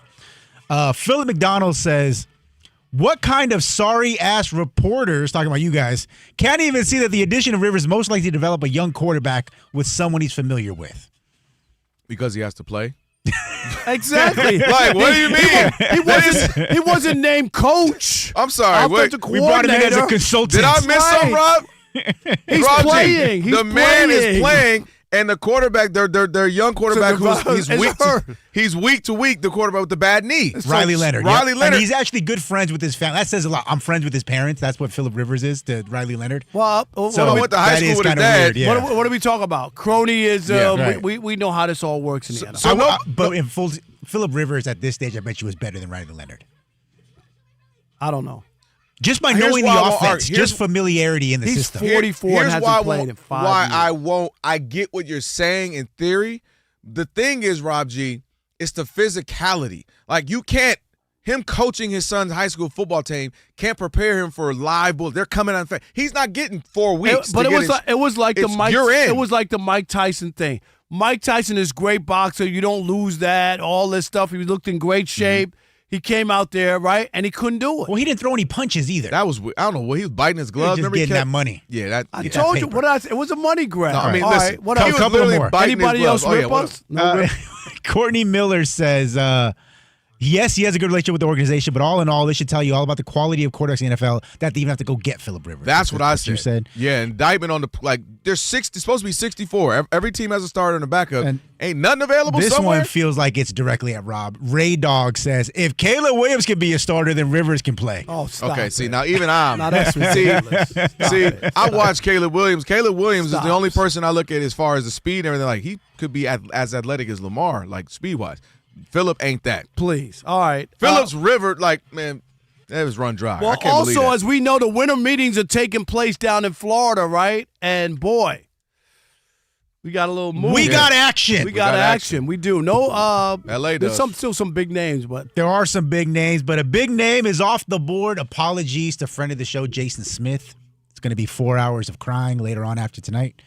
well, what does that have to do with Edwin Diaz? Edwin Diaz, former closer for the New York Metropolitans. I finally got what you just said. Yeah, you took a little It took me slow roll, second. little Yeah, slow you roll. got it. Rob Parker is now the closer for the Los Angeles What? Dodgers. Yeah. What? Wait a minute. 3 years, Wow. $69 million. Did they sign Tanner Scott last year? Don't worry about it, Rob. Yeah. Diaz, 3-time All-Star, had a 1.63 ERA, converted 28 of 31 save chances for the Mets last season. The best reliever on the market goes to the best team in baseball. And guess what? What? Even with him on the Mets, they didn't make the playoffs. I'm just saying. I just want you to know. Well, the Dodgers have been the opposite though. They go get Shohei, they win. They go get Blake Snell, they win. Please. They get Diaz, they about to win. No, they needed Rojas to get an unbelievable, unheard of home run to win. That was going to be $1 billion bust. Get Diaz. Who cares? Elijah, I'm going to tell put you the this. camera on me. I'm not. What do you into- always say? Sports has a short menu. You see this menu? Wins and losses. Who won? What is that? The Denny's menu? What is that? No, that's Chip Kelly or Andy Reid, as you are saying. But I'm saying this to you. I don't have a problem with the Dodgers, right? Clayton Kershaw's off the books. Mm-hmm. If they want to go pay Edwin Diaz all that money or whatever to be their closer and hope it works out, that's fine. I don't have an issue with it because I can name you 8 teams with big payrolls who haven't won anything, and money doesn't automatically mean you win anything. I agree with that. We've talked the Mets about that. had a higher payroll. Didn't they have the highest, Rob G, or second? Yeah. They had the highest payroll and didn't even make the playoffs. Yeah. So money does not mean that you're going to make the playoffs. Does that make the Dodgers better on paper? Yes. But if Freddie doesn't hit again and Mookie doesn't hit in the playoffs and you're not getting a once-in-a-lifetime home run by Rojas, you might not win. You know what I mean? Like, seriously, that ball doesn't stick under the fence in Toronto, you lose that game. Dude, that might be one of the more understated plays. Am I right? That was crazy. Like, seriously, there was a run scored and the man would have been at third base. He knew what to do. He said, I ain't going to touch it. He said, hey, exactly. You see it. No, listen. The evil empire for the Dodgers has begun. I said that we had this conversation. They're already the evil we empire. had this conversation during the postseason. I said, we're not there yet. If they get because they only had one, people will be up in arms. Okay. Am I right? Okay. Rob G, if they get Tarek Skubal, you don't think that's crazy. Now people would At go. that point, that lockout is coming. They've created 100%. They would have created the baseball dream team at that point. That would be ridiculous. No, before that even happens, I think the evil empire talks really start to heat up now. I told you they had to win back-to-back because we sat up here and we talked about no team had done that in 25 years. No team in the NL since the 70s. Exactly. So I was saying, as much as evil empire, to your point, money didn't mean anything because the Yankees hadn't repeated in how long? The Dodgers hadn't repeated won a in World so Series since 2009. Exactly. So the money didn't necessarily equate to a championship. Now it has. Back-to-back, trying to go for a three-peat. And if they were to pull this off, or even if they look great during the season, people are going to start saying it now. Because you got Hal Steinbrenner. What did he say? Man, this is bad for baseball. I can't believe what is that? The pot calling the kettle black? Yeah, I mean, the Yankees been spending money for decades. He's like, man, this is bad for baseball. I can't believe they're doing that. Well, what people aren't honest is the Dodgers were this close to not winning. Like all the money they spent. Seriously, it's not that automatic. The only argument I'll put the pushback I have with that is you're right that it had to take the 7. But they were there. No, I know. And people say, dude, they went to the World Series again. But if they didn't win, though, it's totally a different narrative. Seriously. It would have been that the Dodgers were a bust for $1 billion. Like, seriously, that they should have won. They have the bigger payroll, this, that. Toronto's got a big payroll, too. I'm not trying to act like they're a small market. That's a major It's a whole city. country. Exactly. Well, Canada. But, the Toronto Blue Jays are a big-time organization. So I don't have a big issue with it. I really don't. No, I don't mind the spending money. But, again, this is where it begins. We brought up Steph Curry earlier, Rob G. This is the Warriors where they went from, they're so fun. Yeah. So there was a little bit of hate when KD came, right? Then people start, they got KD. Oh, man, they rigged. The league is rigged. This is where it starts to me with the Dodgers. From henceforth, you got back-to-back, haven't seen that in 25 years. Now, if you're trying to go for a three-peat, people are going to be, have you gotten way too greedy? All right, coming up, Kelvin Washington, poor Kelvin Washington, is going to try to defend the 47th most accurate passer in the NFL. 47th most accurate passer. Hold on, but Rob. Caleb Williams is a disaster, but he's the 47th Rob G didn't text you that. most accurate passer in the NFL. That was not it. That's next. It's up here on The Odd Couple. Rob Parker, Kelvin Washington, right here on Fox Sports Radio. And guess what? You know what you need to do. Stick and stay. Especially if you need some help from Uncle Rob in maybe the bedroom of the US of A. Hey, here's something that most doctors know that most men never talk about. Stress from work, money, family doesn't disappear at night. It follows you into the bedroom, and suddenly your mind won't let your body do what it's used to doing naturally. That's right. For moments like that, doctors look for treatments that help both the brain and the body. That's where Rugiet Ready comes in. You heard me? Rugiet Ready. Unlike Viagra and Cialis, Rugiet Ready is the next generation prescription that helps prime your brain for arousal and increase blood flow. It uses 3 clinically proven ingredients in one mint that dissolves under your tongue so it absorbs fast. Most men are ready in about 15 minutes on the average. That's right. Over 150,000 men have already switched. Visit Rugiet.com/FSR to get your 15% off your first order. That's RUGIET.com/FSR.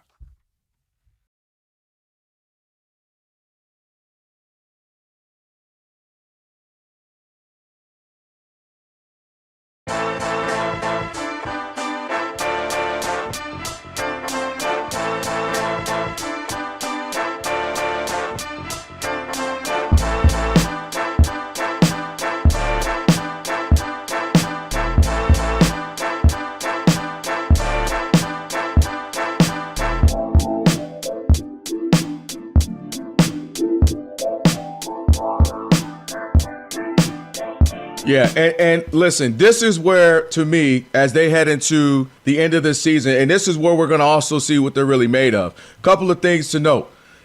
We talk about this all the time, Rob G, that you got to play who's in front of you, right? You can't control the schedule when they make it months in advance.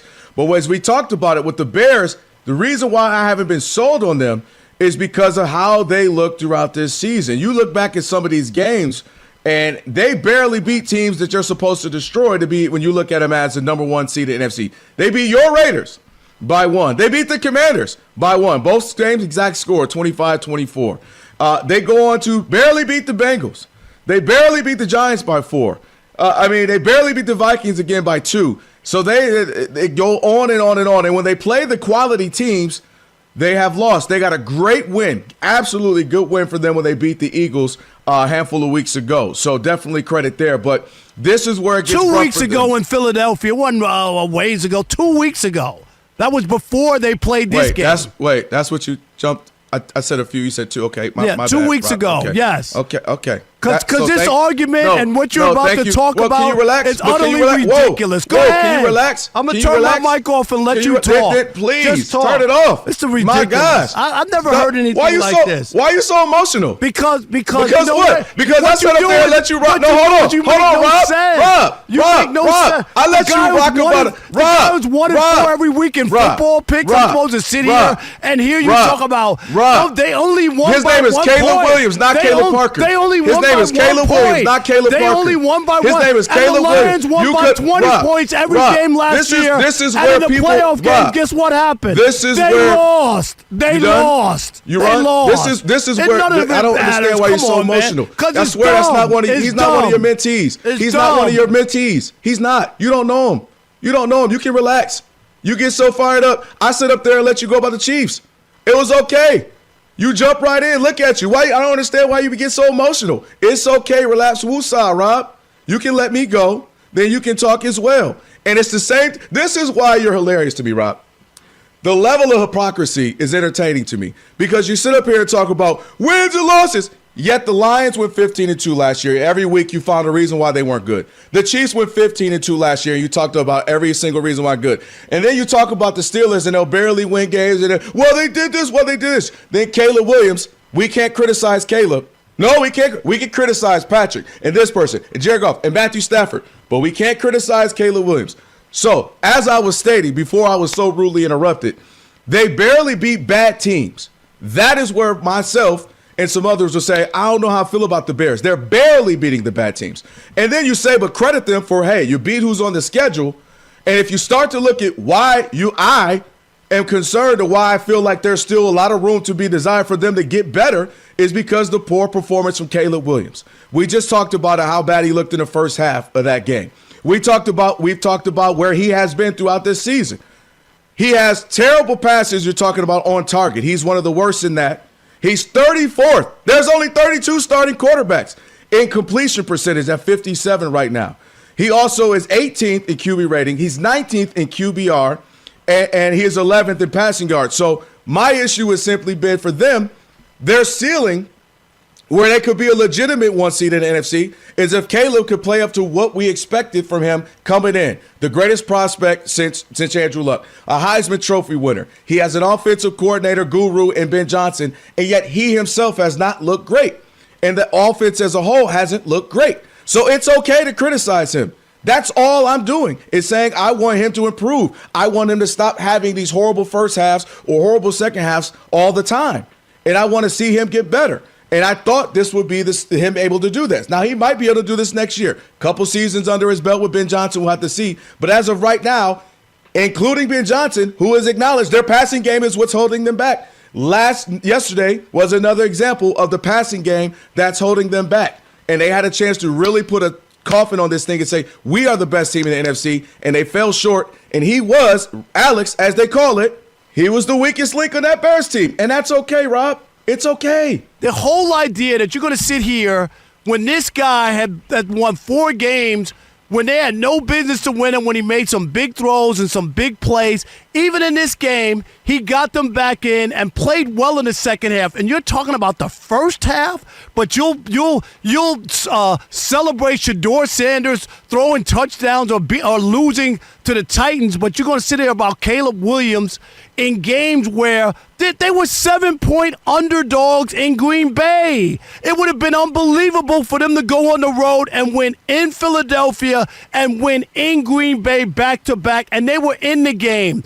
And that last play, I knew they were going to throw that ball in the end zone, and it was, 50-50 ball where you might come down with it and win the game, or it was going to be an interception. I wasn't even shocked that was the play call because that's what they normally do is throw the ball in the end zone on that. Everybody on a short yardage is up close, so what they do is like, yo, we're going to go and try. We got space in the end zone. That's right, 80 degrees in L.A., but Merry Christmas, Happy Holidays to everybody. Rob with a sweater and a jacket, Elijah over there with hoodies and sweater and jackets. We're trying to get into the holiday spirit. Yeah. I was just in I ain't New mad York, at that. And it was cold, and I felt good about it. I saw you had your Scully on. My Scully. All the young kids stopped me. Hold on. Matter of fact, Alex, stop the music for a second. Now, our good friend Timothy Parker had a bowling party a couple years back we all went to. Shout out to TP. And your bowling style is unusual. Alex, did you see the video? But you've lost some of it. You were surprisingly good when we went with TP. I was like, you were bowling strikes, and I was like, what's up? No, I did all right, but Okay. not as good as I did that night. And I usually try to put some English on it. That's an but in New understatement. York, I think it was more like Spanish. You know what I'm saying? Now, there's the problem, because we I know think you I'm ain't got but moving to 3 Mexico. words. That's right. Lived in New York your whole I life. know a little Spanish. I just know Yiddish a little bit better. That's all. Well, I'm from as a Queens. black Jewish person. 877-99 on Fox. Oh, wait, no. Trash Talking Tuesday. I say that coming up in about 20 minutes. Who are you, It's the Jason Odd Couple. Smith, just throwing out a phone number with no reason? Or He why? sounds sexy. Man, you are good, Alex. It is the Odd Couple, Rob and Kelvin on the Trash Talking Tuesday. That's about 20 minutes or so away. For over 40 years, Tire Rack has been helping customers find the right tires for how, for what, and for where they drive. Ship fast and free, backed by free road hazard protection with convenient installation options like mobile tire installation. TireRack.com is the way tire buying should be. We didn't get a chance to talk about the Shedeur and the Cleveland Browns. More importantly than anything, my confusion, and I want you to help me out here. Okay, because I maybe I'm tripping. But if you watch the game between Cam Ward, Shedeur, obviously Cam, number 1 pick, but Shedeur and him were friends, and they had a relationship. Who's going to be the number 1 quarterback? Who's better? They had a whole fun time before the draft with that. We know how the draft worked out. Shedeur played good, 300-something yards, 4 total touchdowns, and obviously the controversial couple of plays. And I really was trying to make sense of this. Like, am I missing something? And that Kevin Stefanski pulling him out a couple of times. He did this the game prior as well, Rob, where it would be 4th down and he would pull him out. They would go for a 4th and this, and then they would pull him out. They're down 14. They score a touchdown. They go for 2, which 14, not 15, not 16. They go for 2, which then put them in a position later when he drives them all the way down to get them within 2 to tie this game. They had to go for the 2 because they went for it previously. And he pulls them again, and he pulls them for a running back. I genuinely didn't understand it. I was telling Rob G, if this were the Saints, how they ran it with Taysom Hill, And that's what he did. He was always coming in. You knew he was going to be in. He could run it. He could pass it. He was the gadget play guy. This is what they've been doing for years. Okay, kind of makes sense. I mean, even Drew Brees can get out for a minute. It makes sense. This is what he does. So you don't understand what the two-time coach of the year is talking? Absolutely not. Okay. It made no sense. Because this is why people don't want a Shedeur Sanders on their team. Because it's always about Shedeur. Because if Shedeur ran the play and it didn't work, then you would say, what are they doing that for? Or what did Judy do? He dropped the ball, or it was a bad, or some other play. It's always something. How is this not that, Rob? This is a real question. This is because this is the conversation. You didn't come in once and talk about Shedeur. His completion is 52%. 52, which is 47th. And you don't bring, when it comes to Caleb, you'll come on here and tell me about Caleb's completion percentage. Tell me about Shedeur's completion. Can I tell you why? Yeah, tell me why. Okay, easy answer. Number one, Caleb has been the starter for almost 2 years, 4 years now. No, that don't have nothing to do with 52%. That absolutely does. That's god-awful. We sat up here and talked about for weeks. NFL. Shedeur just now getting starts the last 3-4 weeks with the ones. That ain't got That's nothing. not even a completely. That That's not even to do a with near completions. That's Come on, not even stop it. That's an easy answer. And then he played the Titans, who are 1-11, and they lost at home. He got 2 touchdowns because they were down by 2 touchdowns, and they played prevent at the end of the game. But Rob, nobody else was that. Why are you making it about Shedeur? I didn't even bring it. I'm talking about Steve. It is about Kevin Shedeur. Stefanski. No, it's not. That's what I brought up. I'm bringing up Kevin Stefanski. That's why nobody wants to deal with that. Every game, what did Shedeur do? No matter what happens, it ain't 4 Shedeur. total touchdowns. Against who? The Titans? That's what you're celebrating? He beat the Raiders and the Titans. Let's have a parade. He hasn't done anything. He literally is man. playing who's in front of him, Rob. You do this every week. But it's terrible. You only can beat who's in front of you. You only play. But he didn't beat them. He didn't beat them. That's the conversation. But he didn't beat them. If he had a coach who kicks an extra point and then kicks another one, it's a tie game. Then you go to overtime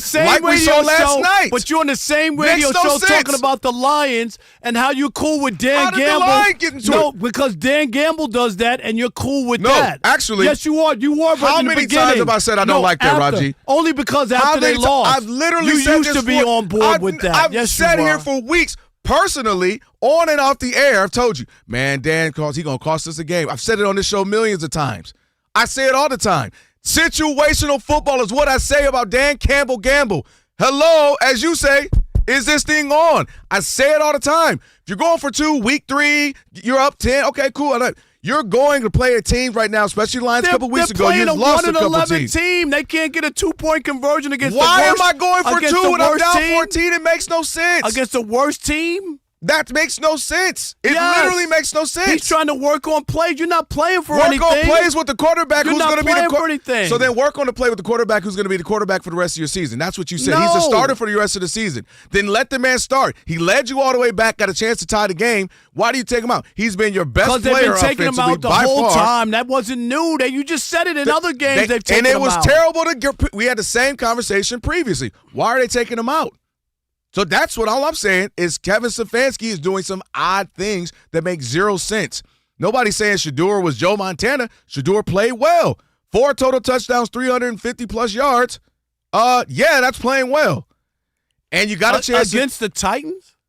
Nobody else put up that many yards against the Titans. Yeah, because nobody else was behind by 2 touchdowns against the Titans. Every week somebody's behind by somebody, Rob. No, they weren't behind that Titans team. Of course not. You weren't behind 2 touchdowns where they played prevent at the end of the game. Come on, man. Stop making up stats and making yourself feel good about Shedeur. So this is what bad teams. Caleb all of a sudden Caleb's completing 47% and he's okay. Let's go. We got. I don't understand it. I don't want to talk about it. Why does he get you so mad? Beating a 1-11 team. I mean, they lost to a 1-11. Because we're talking about Kevin Stefanski, and you made it about Shedeur. I'm saying, what's going on with that coach? Steve DeSager has work to do. That's what I'm saying. Matter of fact, Steve, give me 1 second, Steve. And another thing, like I'm saying, back to what I'm saying, Kevin Stefanski, it seems like he's obviously making decisions to keep his job versus what's best for the team and the organization and what's best for Shedeur, because it makes 0 sense. If the man brings you all the way back, you let the man have a chance to tie this game and ultimately win the game if you go to overtime. Makes 0 sense. Everybody know that. Steve DeSager, is not going to get you set on what's trending. Hey, Steve. Let's start with the NFL news as the Colts are signing quarterback Phillip Rivers, who hasn't played in 5 years. Indy has 3 injured quarterbacks. Daniel Jones will have Achilles surgery this week. Falcons wide receiver Drake London missed practice again today. Sprained knee. Atlanta plays Thursday at Tampa Bay. The Steelers say wide receiver DK Metcalf should play Monday despite stomach pain. He was hospitalized after a hit last Sunday. Bengals defensive end Trey Hendrickson is out for the year after core muscle surgery. San Francisco cut kicker Matt Gay. Last Saturday night's Big Ten title game drew over 18 million viewers on Fox TV. The first bowl game is this Saturday night in L.A. Boise State against Washington. The college football playoff starts a week from Friday. Shohei Ohtani was voted AP's Male Athlete of the Year for a record-tying 4th time. The Phillies will re-sign Kyle Schwarber to a 5-year contract. Schwarber will be on Team USA in March at the World Baseball Classic, along with catchers Will Smith of the Dodgers, Cal Raleigh of Seattle, and team captain Aaron Judge of the Yankees. Philadelphia gave manager Rob Thompson a 1-year extension for 2027. The Dodgers are signing closer Edwin Diaz from the Mets to a 3-year deal. The Mets' new closer is Devin Williams. The White Sox won MLB's draft lottery. In the NBA, just 2 games tonight. That includes Cup quarterfinal at top seed Orlando. And with about a minute to go, the Magic lead 115-106 over Miami. 37 points for Desmond Bane. Right after this, it'll be New York at Toronto. Hawks guard Trae Young is optimistic he can return from injury this month. There's a college basketball doubleheader at Madison Square Garden, New York. Currently, Clemson holding on 52-45 against 10th-ranked BYU. After this, it'll be a top 20 matchup of UConn against Florida. Now, 10 NHL games tonight, and that includes another goal for the Ducks. 2-1 now, the lead at Pittsburgh late in the second. Lionel Messi was named MVP of Major League Soccer for the 2nd straight year. His Miami team just won the title last weekend. Back to you. Steve, appreciate you. I cover Rob Parker, Kelvin Washington on a Trash Talking Tuesday. 877-99 on Fox if you want to start lining up for that. 877-99 on Fox. You can start lining up for Trash Talking Tuesday. And for over 40 years, Tire Rack's been helping customers find the right tires for how, for what, and where they drive. Ship fast and free, backed by Free Road Hazard Protection.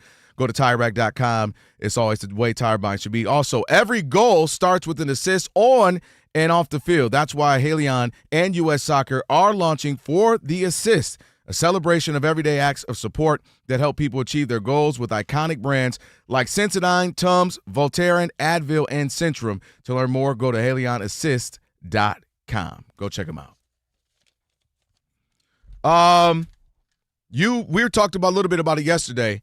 That obviously likely his dropped catch or ruled reverse challenge of a touchdown catch for the Ravens, which was a huge game, obviously, for them, a divisional game. They're trying to get into the postseason. And stuff like that keeps happening for them over the last couple of years.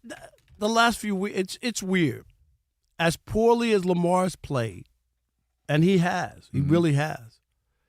How many touchdowns, just watching, I don't have the exact number, Rob G, we don't have that, right? Exactly. But been called back, dropped, fumbled through the end zone, right? You remember the game? What was that? Was that Thanksgiving? Yeah, Thanksgiving. Like just unbelievably bad. And that touchdown was a game winner, which would have made them in first place.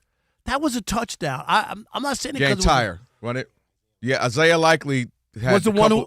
This is what I'm saying. Like, and we know we talk about Zay Flowers all the time, always fumbling the ball in that game too, fumbled the ball or whatever.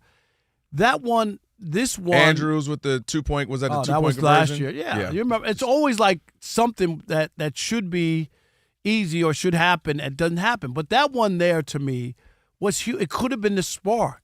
You win that game, you know what I mean? Mm-hmm. You distance yourself from Pittsburgh, you're in first place. Like it was. Can you imagine being him throwing? I threw a game-winning touchdown that they're saying isn't a touchdown. Look, the thing about that one for me, again, we talked about weird. it, was that sometimes there's something that's like, oh, man, that's a touch. I think everybody, the commentators, viewing public, we all went, oh, okay, touchdown. You kind of moved on. Like, all right, they're in this game. They got a chance to win it. And then they ruled it back. So now, if you look at the Ravens, just looking at their schedule a little bit, they got the Bengals, which have been playing well, even though they lost because Joe Burrow's back, and he's obviously is Joe Burrow. So there's that. Except for the back-to-back interceptions. Yeah. Where I lost that there. I shouldn't have fast-forwarded. So, okay, so then they got the They got the Browns coming up again. Their schedule gets hard. They got to play the Steelers again.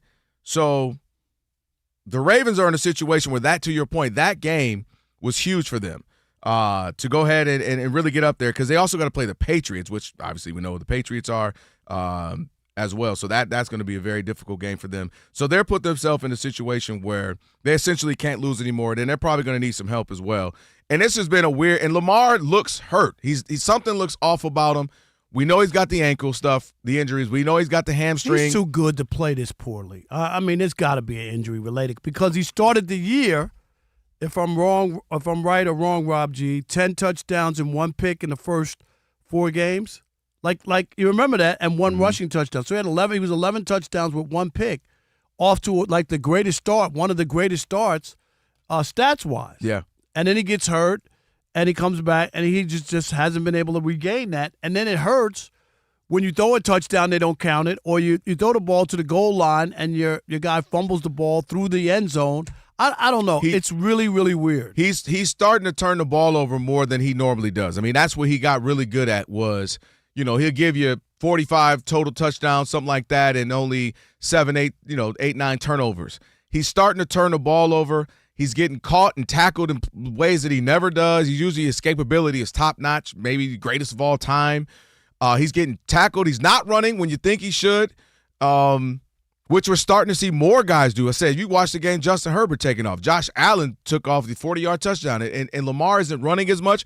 And that, to me, says maybe I'm scared to get hit right now because I'm hurt and I'm kind of, trying to avoid as many hits as possible. So he doesn't look right, the team doesn't look right, and then when something does, the other side doesn't. So if the offense starts going, well, the defense isn't going. If the defense is keeping the game, the offense is struggling.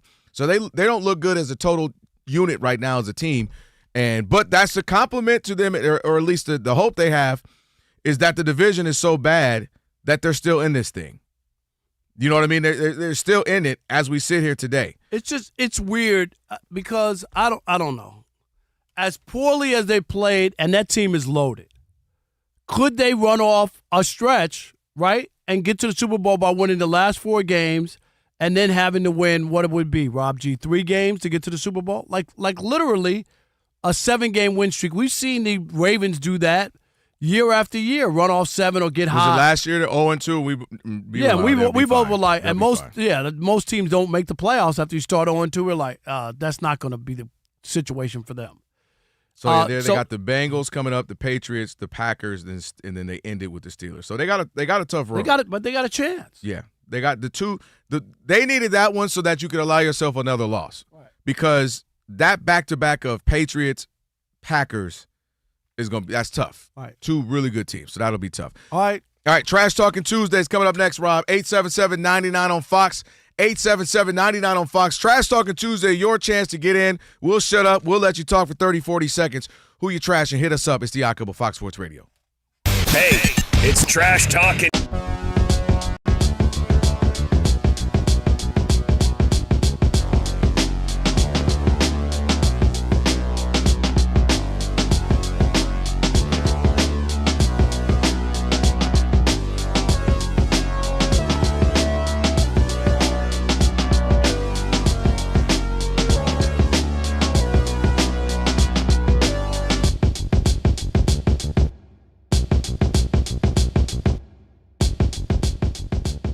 And I told you, Kelvin Washington, I told you, Odd Couple listeners, I told you, all you phony ex-players who are analysts on television, I told you. Patrick Mahomes has not been the same guy for years now, and people have continued to make excuses. Even last night, they're still making excuses. 14 for 33, 3 interceptions, no touchdowns, and you want to talk about, did you see the drops? All the drops? I thought when he got all of his wide receivers back, Kelvin, they were off and running. That's what your contention was, that it was because he didn't have his guys. All of his wide receivers are healthy and all playing. And guess what? The last 4 games when they needed him, 1 touchdown and 6 interceptions. Why can't we acknowledge, oh, did you see Kelsey? That wasn't a well-thrown ball. It was thrown behind him. If he made that catch, it would have been a great catch. I had the nerve to listen to Dan Orlovsky this morning talk about he's the greatest player on the planet. Since when? You mean the guy who didn't get one first-place MVP vote despite going 15-1 as a starter last year? Come on. You guys are living in the past. The Chiefs haven't been good. I know they went to the Super Bowl. I told you last year. They were lucky as sin. And it all caught up to him this year. I don't want to hear any excuses about Patrick Mahomes. He hasn't played well. Why can't we acknowledge that? Why can't everybody else? Always the excuses. Oh, Andy Reid went for it on 4th down on a 31-yard. Oh, Kelsey, the ball hit him. Oh, Rasheed Wright, he dropped the ball on 4th down. That's all I heard.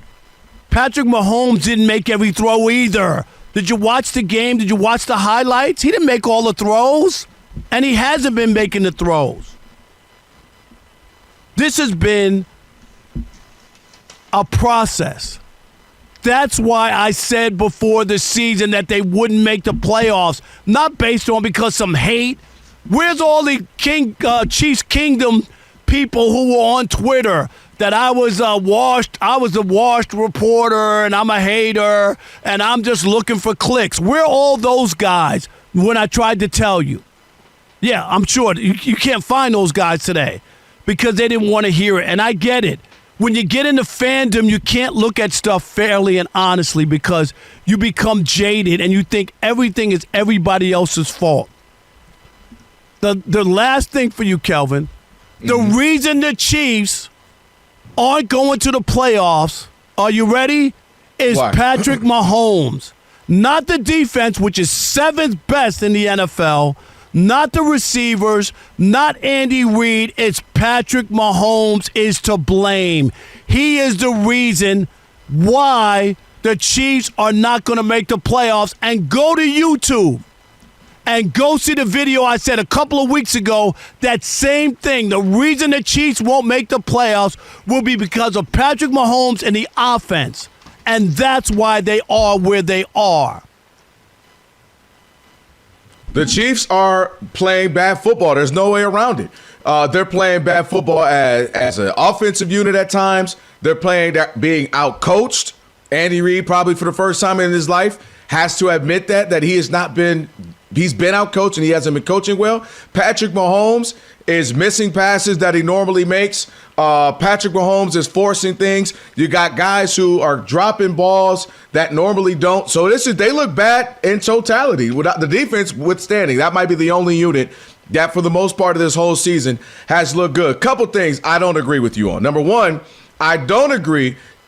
If you're saying this season, I'm with you. But if you're saying including last year, I don't agree with that. Last year, and obviously we talked about it throughout the season. Last year, he was making those plays that would get them the win. He was making those third down conversions. Why did he get an MVP vote? If he was making the plays that I'm using your words.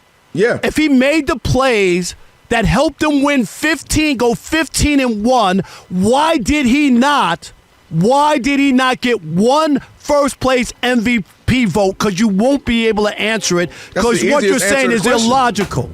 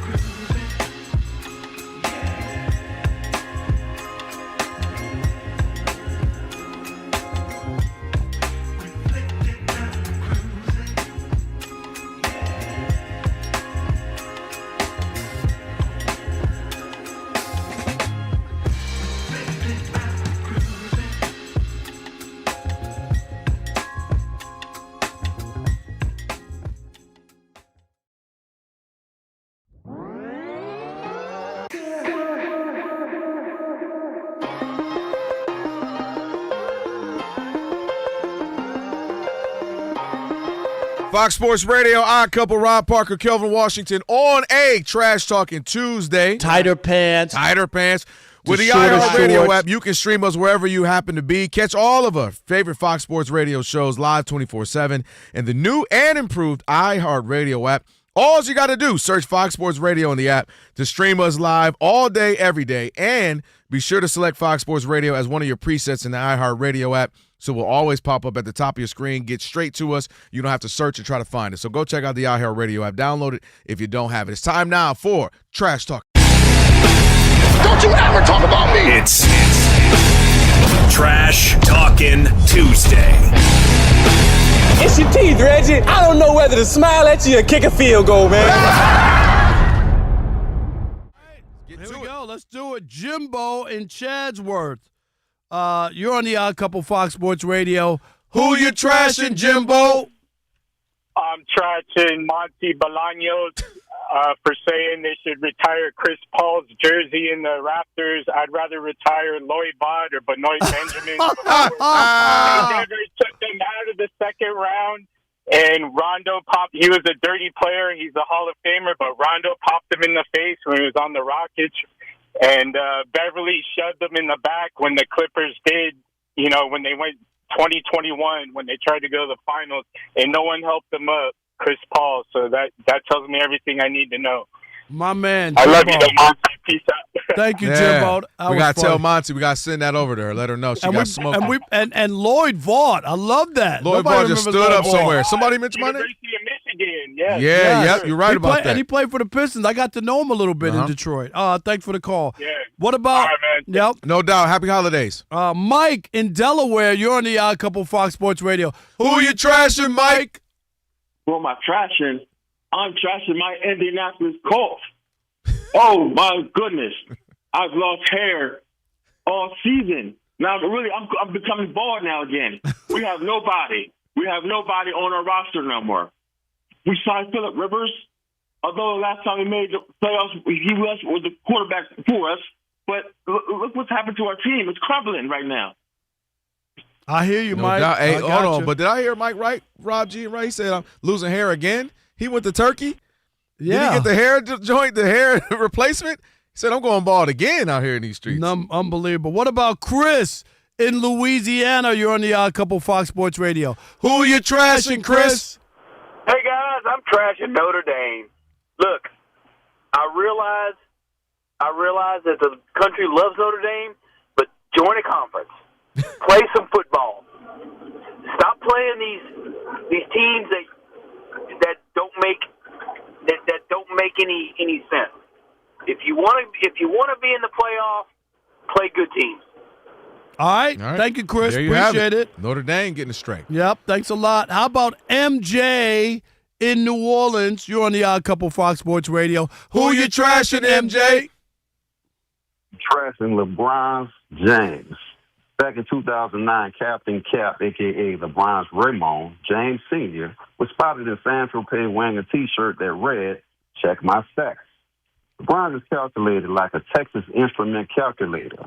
At the end of that game in the T-dot, he tried a very familiar-looking fadeaway J that was blocked.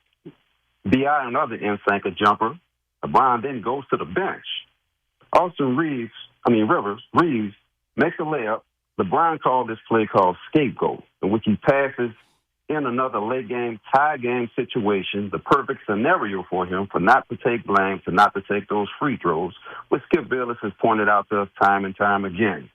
That guy needs to stop the cap, get on to retire, get up out the paint, man. Y'all have a great show. Keep it moving. All right, Arbegne, brother. Appreciate you. There you go. What about John in Clovis, California? You're on the Odd Couples. Fox Sports Radio. Man? How you trashing? I'm trashing Isaiah Likely, man. Hang on to that ball. Snatch that ball into your body. Hang on to that ball. You can't drop that pass, man. And he did. And so I can see it being called either way, but I would look at it as more not a touchdown. All right. There you have it. You're one of the few. I thought it was 6. He only had 3 steps. Yeah, I told you. They want him to cha-cha slide or do the Cupid shuffle or something. Thanks, John. How about Ramon in Indianapolis? You're on the Odd Couple Fox Sports Radio. Who you trashing, Ramon? Hey, guys. How you doing? I am trashing Tiger Woods, man. Tiger Woods just crossed the 5-0, I think. He sits there and watch Hideki Matsuyama, whoever wins the Hero World Challenge or whatever. He can't get out there and play anymore. I don't know what he's waiting on. They asked him, was he going to play on the Champion Tour? And he keeps talking about he's trying to get his glutes activated and get his lats activated. It's over, man. You're an old man like the rest of us. Get out there, get a golf cart, and go around, have a couple beers, and sit there and have fun. Tiger Woods is done. They did pull out. I don't know. I think he got inspired, Rob, with seeing Phillip Rivers. Tiger might want to go another 18. How about Vince in Atlanta? You're on the Odd Couple Fox Sports Radio. Who you trashing, Vince? Man, I'm trashing Rob Parker, man. I mean, what does Shedeur Sanders got to do? Every single time. He threw for 4 touchdowns. No, he did not. He threw for 3, but I'm going to be quiet. Go ahead. N-O-T, Rob. Right. He threw for 3, ran for 1.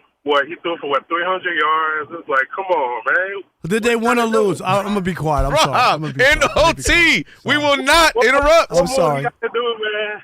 But that's all I got, man. Appreciate it. No, all right, appreciate you. Sorry about that. I couldn't help it. Rob G, get the duct tape, Rob G. I'm sorry. Alex, it's in the cabinet underneath. Get the duct tape. I'm sorry, Vince. I apologize. I should not have said a word. I should Hey, just Elijah, set me over to some type of phone I can call and get right through to Rob. I'm just going where you sleep. I'm just going to be like, Shedeur. You're going to wake up. All right, Mitch in New Jersey. You're on the Odd Couple Fox Sports Radio. Who you trashing, Mitch? Merry Christmas, guys. Merry Christmas. Happy holidays, brother. Thank you. Trashing the Raiders. Pass up on Sanders. Could have got aggressive for Mr. Jackson. Thought this year they better win any more games. I want to see either Fernando Mendoza, first Cuban to win the Heisman, I believe, and he's going to win the Heisman. He's a good quarterback. Or Dante Moore if he comes out. Can't miss this year's draft. They better not. No doubt. All Appreciate it. right. I like Mendoza more than Thanks. Moore, but that's a story there for another day. Yeah. Good stuff. Appreciate it. Rob G, who you trashing? I will be trashing Rich Paul. Oh. Who did a sit down? I know why you trashing first episode of their podcast, him and Max Kellerman. Check it out if you haven't. In one Max hand, Kellerman's on the payroll now? I don't know. on one hand, says that the Lakers are not good enough to be contenders in the West. Not even for the Western Conference Finals. They're not as good as Denver and Houston. But at the same time says we're not going to let LeBron's not going to go anywhere. He's not going to get traded anywhere. It's like, well, what are you trying to prove, bro? Like, Right. is it we're not good enough and you need Well, to if get you're out of not town? good enough with LeBron, and this could be his last year, next to last, I whatever thought he it is. wanted to win a championship. Maybe we should Exactly. get traded. Isn't that crazy? He ain't leaving. That's his saying. He love L.A. My man's been putting pressure on pressure. He even got no leverage right now. He can't help himself. It's unbelievable, man. Is that not an odd pairing, Rich and Max? If you listen to it, it's kind of wild. That's just I didn't see that coming. Because Rich sounds like such an agent. I mean, he does a segment talking about, I think Lamar Jackson needs to get out of Baltimore and go to Atlanta. It's like, Atlanta? Wait, what are we talking about? Atlanta. Oh, God. Oh, boy. That wasn't a great promo you just did, Rob G. Usually you sell me. Oh, let me check that out. You didn't sell me on that one, man. I never miss Max Kellerman's podcast. Yeah, you do.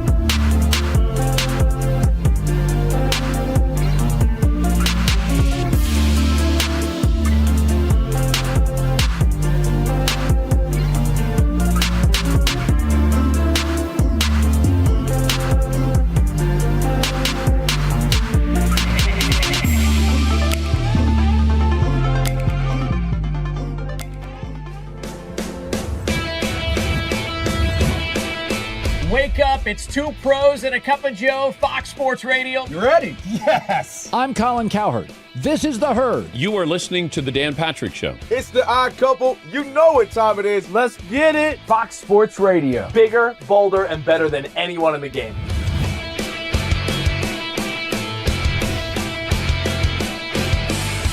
Fox Sports Radio is the #1 sports audio network. Diverse, fun, entertaining, and driven by the big sports topics of the day. They had to bolster the offensive line, which they did. You finally said something right. Congratulations. That game was incredible. You are wrong. You could take that trash somewhere else. Wham!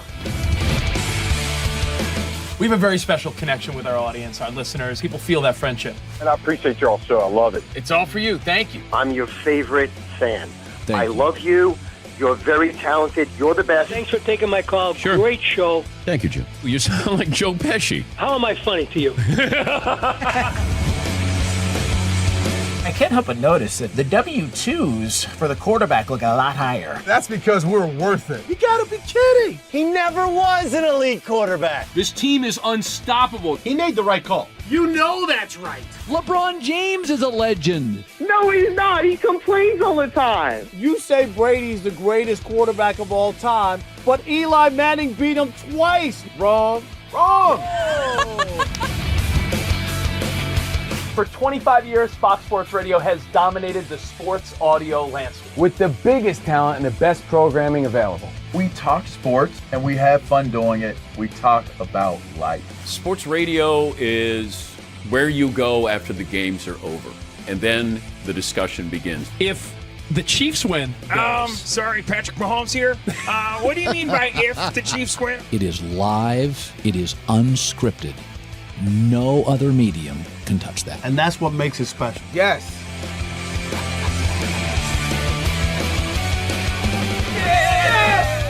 Who wants some? Bigger, Bolder. better. We are Fox Sports Radio. Yeah.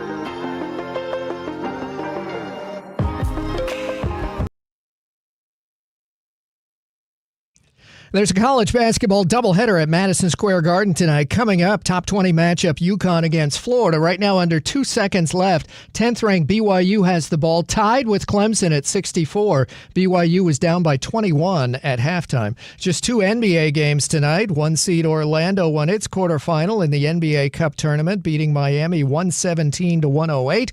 Underway is New York's game at Toronto, 15-11 Raptors in the first quarter. 10 NHL contests tonight, including early third period. Ducks tied at Pittsburgh 2-2. The Colts signed quarterback Phillip Rivers, who hasn't played in 5 years. Falcons wide receiver Drake London missed practice again with a sprained knee. Shohei Ohtani was voted AP's Male Athlete of the Year for a record-tying 4th time. The Phillies will re-sign Kyle Schwarber. The Dodgers are signing closer Edwin Diaz from the Mets. I'm Steve DeSager. I've been covering this league since 1987.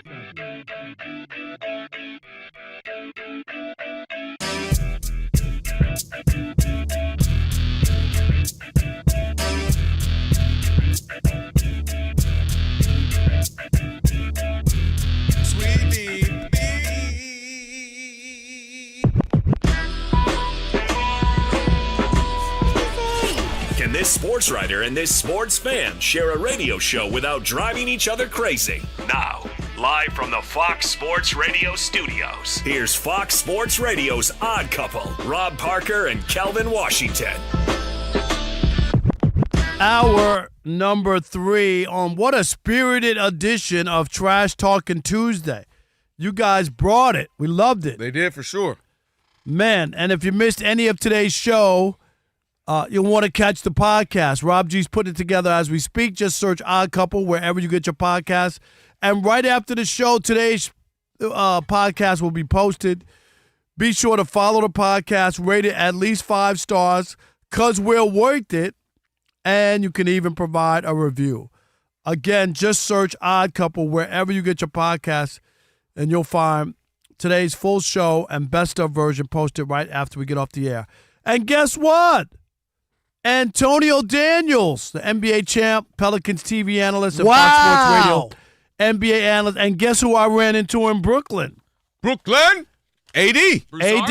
It was AD. Yeah, I saw him. Was he calling the game? Yeah, he was doing the game. Yeah, yep. I was there. pick. I was there, yeah. And had some great seats close. And I saw him. I was like, let me call him. And I was like, turn around to your right and take a look in the stands. And he's like, are you kidding? So it's great to see him. Yeah. Big fan, man. Love when he's on the show. Yes. So he's like, yeah, Rob G just called me about, getting back on the show. So I said, yep, can't wait to have you back on every week as we do. And, of course, we'll have a last call, and we'll finish up there. You know, Jeff Kent made the Hall of Fame with this contemporary committee, which I'm against, because you can't be on the ballot 10 or 15 years, not make it, and then they have this other people vote. It's just like a back. It feels like a back door. It feels like a back door. Sound like Notre Dame. And here's the other thing, too. Here. No Bonds, no Clemens. They were pushing for Don Mattingly and Dale Murphy. 5 votes. Right, and those guys didn't get it. And I'm fine with that, just that I don't think Jeff Kent. And this all started when they put Harold Baines in from the White Sox, who was a DH. And ever since then, everybody thinks they should be in because they look at Harold Baines and goes, if he's in, exactly, I should get in. So what you think of Kent when they always ask him about Bonds and his response, the universal response he kind of gives? Heck of a player, one of the best. You know, we had our issues on and off. We were good sometimes, we were rough sometimes, but I'm not really going to talk about whether he should be out. You know, I've said what I've said. Like, he doesn't. But here's the thing. He doesn't co-sign. He doesn't say. He benefited from hitting. Come on. Right? Come on, man. Like he got pitches because Barry Bonds was coming up. Are you kidding? He thinks his success had nothing to do with batting in front of Barry Bonds? Just that whole team. Yeah, man. Absolutely. But that's why I brought it up. Incredible. All right. Rob G, we talked about the Monday Night Football game. Sloppy. Man, 7 turnovers. Sarah Lee loved the game, but the rest of us football fans, we weren't feeling it. Yeah, speaking of not going to the Hall of Fame, this game tape is not going to the Hall of Fame. No doubt. Rob G, no, I lie. That's a nice segue. I lie. Oh, I'm going to tell you. No, you're going to be wrong. Go ahead and say it. Jalen Hurts cleats might go into this game because he became the first player in NFL history to commit 2 turnovers on the same play. Not true. Somebody did it in 1978. It's the first player since. No, this says it's the first since the play-by-play that happened in 78. Right. Since that's as far back that's as when they the started research keeping goes. the tracks of that. You think that never happened before?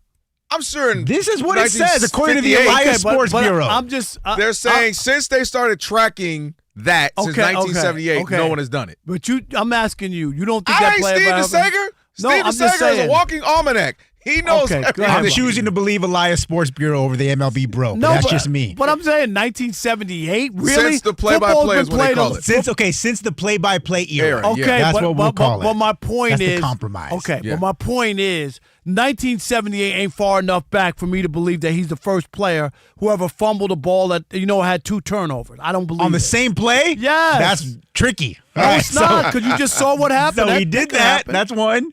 He threw 4 interceptions, had the lost fumble again. We mentioned that. First player with 0 touchdowns and 5 turnovers in a game since Rob's favorite quarterback, Justin Fields, in 2021. That's your guy. Finished the game 21 of 40, 240 yards, quarterback rating of 31.2. It was all bad for Jalen Hurts, all bad for the Eagles, who still can't get that offense out of the mud. Only one problem. Jalen Hurts didn't lose that football game. Who did? It was A.J. Brown. How many plays did he not make? You want to talk about leaving plays on the field? There was a play downfield. Easily could have caught. He even admitted it. Did you hear his sound after the game? Did we have it, Rob G? He had to acknowledge it. The one in the back of the end zone? Yeah. Yeah, that was a huge play. That was huge. Like they should have won that game. They should have won that game, and you heard it. Even Ephraim brought it up. But here we go. He had 3 drops. One was a walk-in touchdown. Interception off his drop, which led to 3 points for the Chargers, and a drop touchdown. So his drops alone were a 17-point swing. Dude. Jalen Hurts didn't play well either. I'm not here to say he's totally exonerated. But you watched the game. You saw the plays. Am I right? This is the guy who's belly aching all the time about getting the ball. When they were winning, Kelvin, he wasn't happy because he wasn't getting the ball. What? They were winning. Now they're looking, let's just throw him the ball. We don't want to hear this guy cry. The difference between him and crying puppies is that eventually the puppies will stop. I mean, that's the difference between A.J. Brown and puppies. Seriously. I mean, I watched the game like, this guy's a talented receiver. That was an awful game. 17 points swing in a game you lost by 3 points in overtime. I'm sorry. A.J. Brown, he cost the Eagles a game last night. Boy, you slicker than a used car salesman with that. You almost sold somebody. Man, if you don't get out of here with that, A.J. Brown had 100 yards. You're right, that back in the end zone would have been a good catch. It was a tough catch. And I did not like the interception. He dropped it because he did the alligator arm, I'm about to get hit. That was more egregious. The touchdown would have been a difficult catch. That would have been more of a remarkable catch to do. I give you, that was bad. He short-armed it because he didn't want to get rocked. He looked like, I'm about to get hit. I don't like that because the greats take that. They make that catch for their team. They take a hit. So I'm with you on that. I'll call him out about that. But Jalen Hurts hurt his team. The man had 2 turnovers in 3 seconds. How you throw an interception, get the ball. The God gave you a chance back. God said, here you go. The fumble right in your lap. And then you fumble. And also, more smoke Dagnier than Jalen. You know who gets more smoke? Their offensive coordinator, Kevin Patullo, gets more smoke. Because more than A.J. Brown, more than Jalen Hurts, that team has too much talent. Jalen Hurts, Devontae Smith, A.J. Brown, great tight ends, running back. There's no way they should be averaging 15.5s over the last handful of games. And then they get 19 last night. That team has too much talent. You're a reigning Super Bowl champ. This isn't like some wave of new guys. So he gets the smoke. Sirianni, who then joined and got, quote, more involved in the Eagles' offense preparation. Did he? Don't look like it.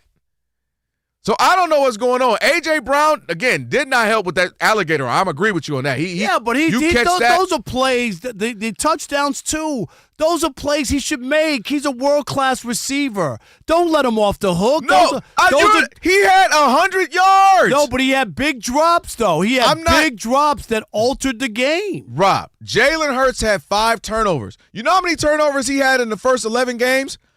3 total. He's had 7 in the last 2 games. That still doesn't mean that if A.J. Brown makes one of those plays, they win that game. One of those plays. Well, they don't win the catch. The catch No. We have to wait and see. But because you know he what I catches mean. it, we don't know. Okay. The back of the end zone one, but the one he out, that's the egregious one because I need you to catch that. You not wanting to get hit caused an interception. But again, so I'll even not put that one on Jalen because AJ should have caught it. He didn't want to get hit. But Jalen Hurts, again, and this is a real question to the both of you Robs. Why won't Jalen Hurts run anymore? I'm really asking you guys. That's what made him dynamic the year he was an MVP candidate, the year they went to the Super Bowl. They lost to the Chiefs, but those first 2-3 years, is it pride? Like I'm a quarterback. This is how I want to do it. I don't have to run. I'm genuinely asking you guys. But do you think that it's like what is that? But do you think it's him? I mean, there's a scheme that goes on, and that's why Kevin Patullo is getting some of this smoke, and that's why Sirianni's getting some of the smoke. What made him? But that's a game plan, right? I mean, I don't think that this. It's because they also added Saquon Barkley, right? No, but I'm just saying. Saquon look more like Charles Barkley right now. The man, they might not even get 1,000 yards in 17 games. How you go from 2,000 to you might not even get half of that? That's crazy. And again, it's not like he's not getting half of that because they're airing it out for 285, 340 yards a game. They're not doing either. Thank God for their defense that kept them in it. They had Justin Herbert looking like Carl Lewis out there running for his life. So A.J. Brown had won the major drop for sure. Devontae Smith dropped a couple. I don't know what's going on. They need I'm glad you're at least acknowledging that, while you can look at it and they all go on the books for some of their Jalen Hurts. Yes, I'm not, and I didn't exonerate him. I never said that. Okay, he didn't play well, but you sometimes have to look a little bit deeper. It's just like we brought up with T.J. Houshmandzadeh the other day. Mm-hmm. For every one where you talk about a drop, there's a receiver saving a quarterback's butt. Am I right? Yeah. And there needs to be a stat or something where you go like saved potential interception or something. I don't know what you call it. But if you want to do drops all the time, it just doesn't make sense to me. That one, again, that's why that one was bad on him because it ended up being an interception that will fall on Jalen, but that was him. He should have caught that. But the thing what makes this team weird and what makes the A.J. Brown situation weird because it becomes, are they forcing it to him or not? The last 3 games for A.J. Brown, 8 receptions, 110 yards, and a touchdown. The next game versus the Bears, 10 receptions, 132 yards, 2 touchdowns. Last night, another 100 yards. So he's had 300-yard reception games. They've lost all 3. So I don't understand this team. Is it we're trying to force it? Oh, no, we're going to run it. They can't run it. If they don't do the little fake, cute, tush push, fake it to Saquon Barkley, and he breaks it for, 40, 50-yarder, they don't score a touchdown that whole game. The Eagles should not be going a whole game barely scoring a touchdown on a trick play. So I don't know what's going on with them. And everybody gets the smoke. But Jalen Hurts has to be better because the ball's in his hands. You can't have 2 turnovers on the same play. It's crazy. A.J. Brown has to be better, especially when you're the one belly aching about how much you want the football. And he wasn't happy when they were winning and they weren't throwing the ball all over the yard. And now they're throwing it all over the yard, right, to try to get him the ball. And now he's not playing well. He's not performing. And you said the 100 yards, you might have had 200 yards if you could hold on to a ball. He has 3 games in a row of 100 yards. He has 3 touchdowns in 3 games. And they lost all those games. And that's why it gets confusing. So I don't know. He must be happy. He's happy with the game plan now. Devontae Smith, A.J. Brown, Saquon, Jalen Hurts, tight ends. There's no way this team should be averaging 15 points. Guys, 15 days ago, the Eagles were up 21-0 on Dallas. And Crazy. Ever since then. And since then, they have lost 3 straight. It's amazing. All right, and this will be interesting because I really want to hear from our Ain't nobody going to say A.J. Brown. Who is the bigger problem in Philadelphia, Jalen Hurts or A.J. Brown? Oh, well, if you put it that way, I thought it was going to be that game. If you're putting it that way. Bigger problem. Bigger problem is a different conversation. No, but because the last 3 games where he's getting all of his numbers, they've lost. No, I give you. A.J. Brown and his talking smack has been a problem for the team. We'll continue that conversation next with you. 877-99 on Fox. 877-996-6369. It is the Odd Couple on a Trash Talking Tuesday. Rob Parker, Kelvin Washington, right here on Fox Sports Radio. And you know what you need to do. Stick and stay. Because Uncle Rob has some help for you men in the US of A. No doubt. There's something most doctors know that most men never talk about. Stress from work, money, doing a radio show with 3 kids, family, doesn't appear at night. It follows you into the bedroom, and suddenly your mind won't let your body do what it used to do naturally. That's right. For moments like that, doctors look for treatments that help both the brain and the body, and that's where Rugiet Ready comes in.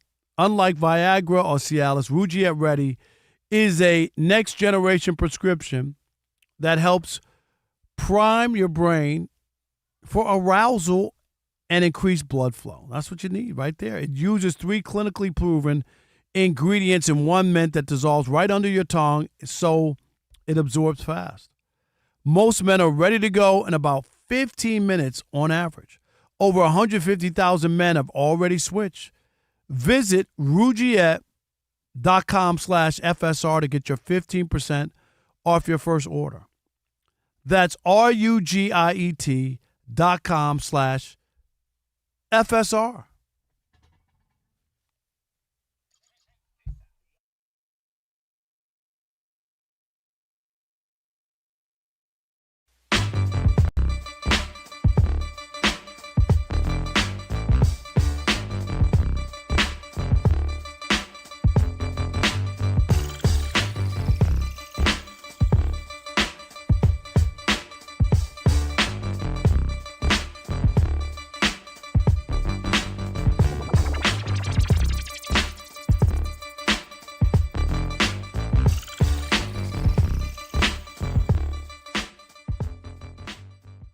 This is a lesson, Kelvin, for all people out there.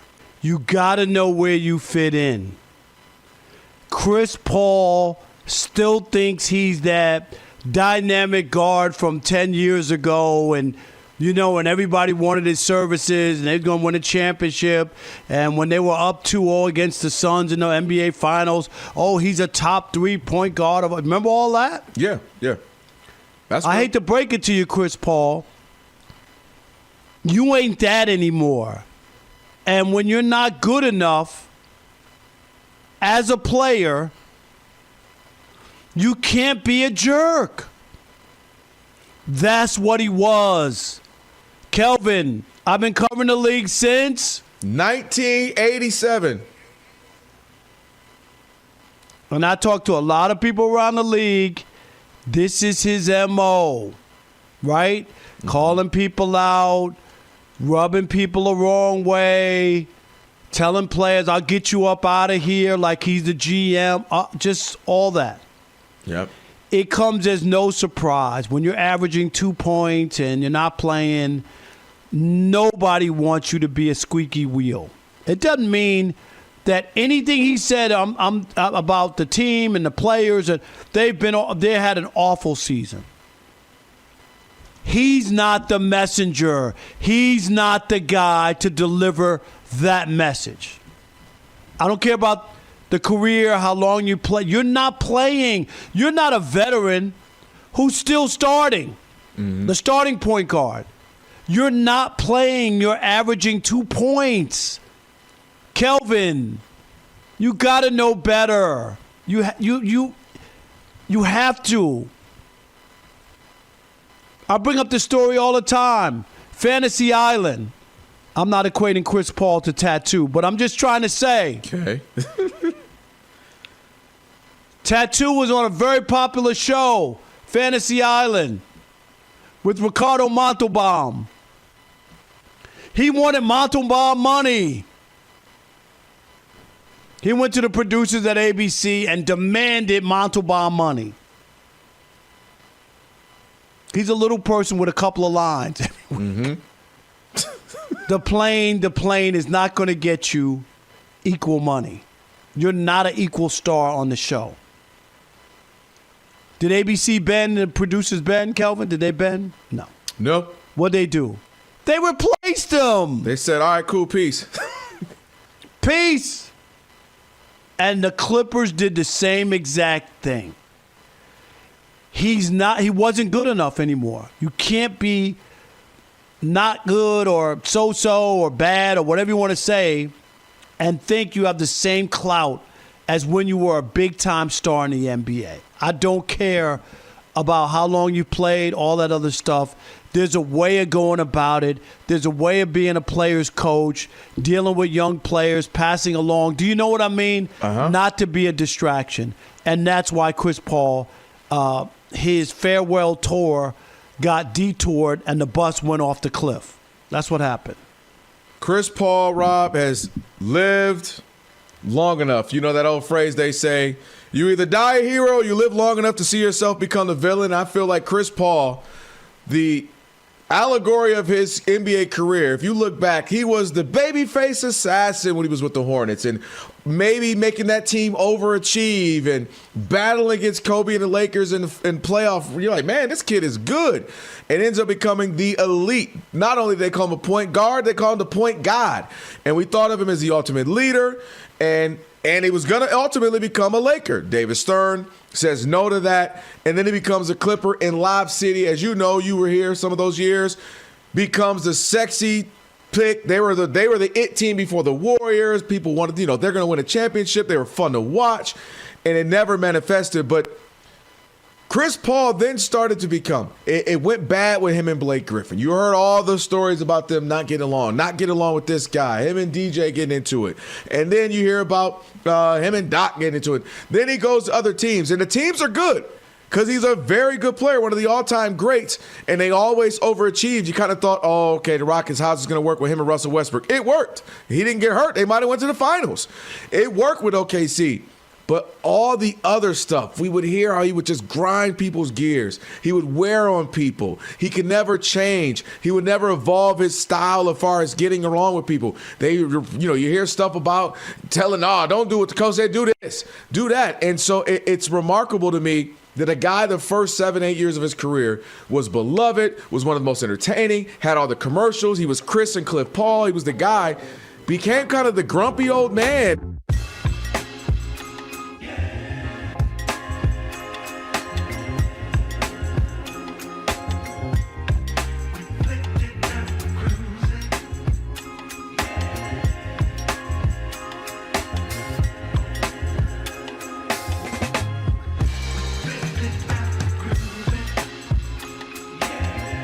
Sports Radio on the faithful.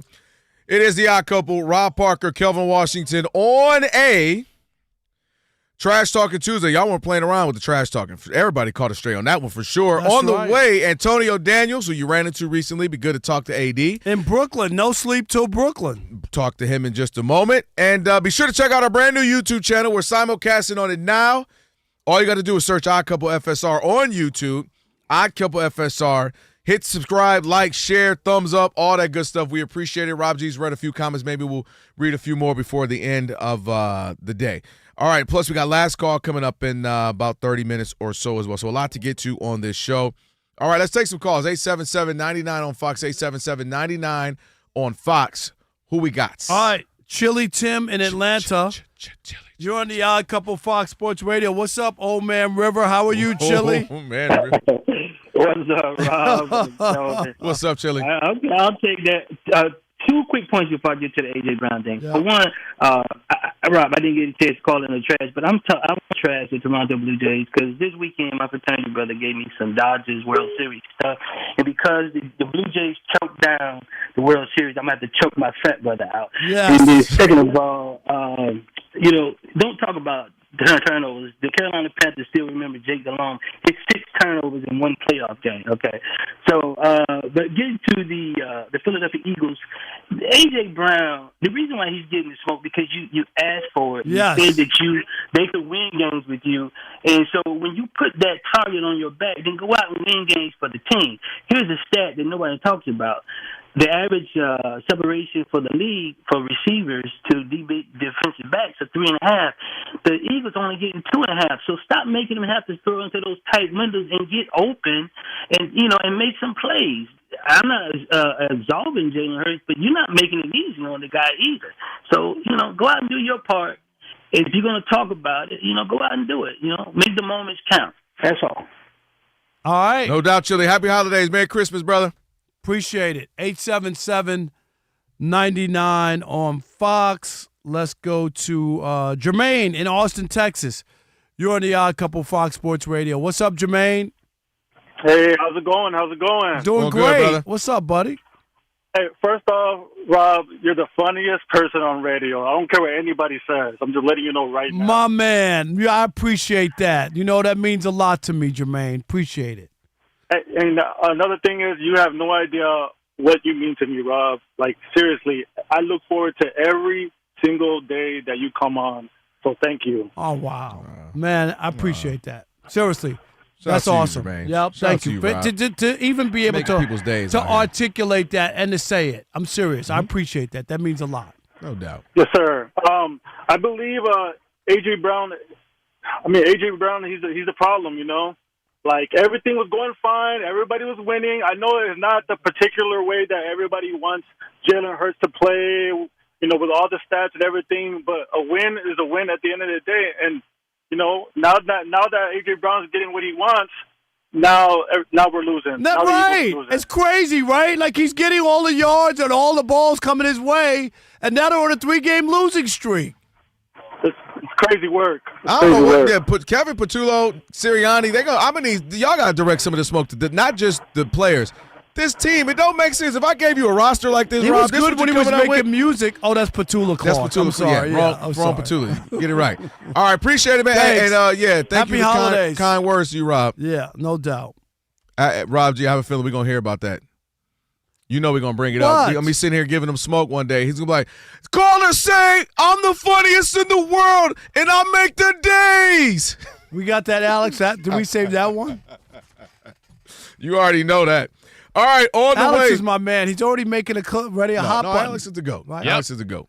Rob G used to be the GOAT. He used to have a bad sound and everything. I don't know what happened. Now he's Bud Mexican. Bro, remember the guy that I pointed out how he had like 6 views on YouTube? Oh. He is going off on me in the YouTubian comments. Oh, because of that? I don't know what I said. Apparently, me talking about Rich Paul, that interview, he didn't like it. So there's been like 9 different comments just trashing me. Unbelievable. All right, do we need to turn into Rob Dikembe Mutombo? No, I mean, it's fine. And get the blocking up in here? It's fine. Streets? It's just funny. I'm like, damn, bro. No. He don't like me. He don't like Rob. He barely likes Kelvin sometimes. Hanging on. That's but like Kevin. He comments every show, every hour, every 3 minutes. He loves us. We appreciate it. The only person he likes is Alex. Yeah, he's got good taste. Alex, did you see the graphic that I put on social media about, like when at the end of the year they tell you how many hours you listen to and all that? And your podcast was on that. Did you see that? Rob, caution. What? I didn't see it. I'm dead serious. Rob G, did you see it? You might have played it one time, I'll bet. Yeah, and I it just think you happened to played be. it. And because it's so long, it counted for your minute. You don't really listen to music like that. It was on there. It was on the list. I love you for the that. Shallow Oceans It was, podcast. it was us. Do you remember what they talked about in that episode, Rob, that you listened to? Because these are top 5 podcasts. You know the best part about this There's got to be is, something on there. Look how high you were 2 seconds ago, and now we bring you back down to earth. It was about the Pittsburgh trip. Yeah, that's right. Yeah. Right? Good stuff. That was Rob. 3 years ago, Rob. That's okay. It's okay. Long as there's one. Okay. So Oh, there you have it. What a- Boy, we're Rob going to keep G, you. you know No, what? we're going to keep you humble around here. that's unbelievable. Y'all won't let me have 1 minute. They No, won't. because They won't. if we give them the minute, Rob G, that's going to for sure be 24 hours. Exactly. We got to hear about it.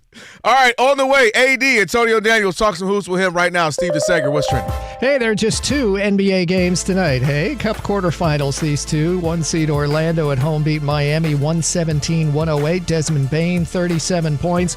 Knicks are leading 43-41 at Toronto in the second quarter. For the Raptors, 17 points already for Brandon Ingram. But the Knicks are shooting 64% from the floor, led by the 20 points of Jalen Brunson. In college basketball, a doubleheader tonight at Madison Square Garden. Coming up, UConn against Florida. Number 10 BYU was down by 21 points at the half, but still beat Clemson on a three-pointer at the buzzer, 67-64. 10 NHL games tonight. Pittsburgh at home has taken the lead 3-2 over the Ducks. They're in the final seconds. Blue Jackets early third, tied 1-1 at Carolina. The Colts signed quarterback Phillip Rivers, who hasn't played in 5 years. Indy does have 3 injured quarterbacks. Falcons wide receiver Drake London missed practice again with a sprained knee. Atlanta plays Thursday at Tampa Bay. Last Saturday night's Big Ten title game drew over 18 million viewers on Fox TV.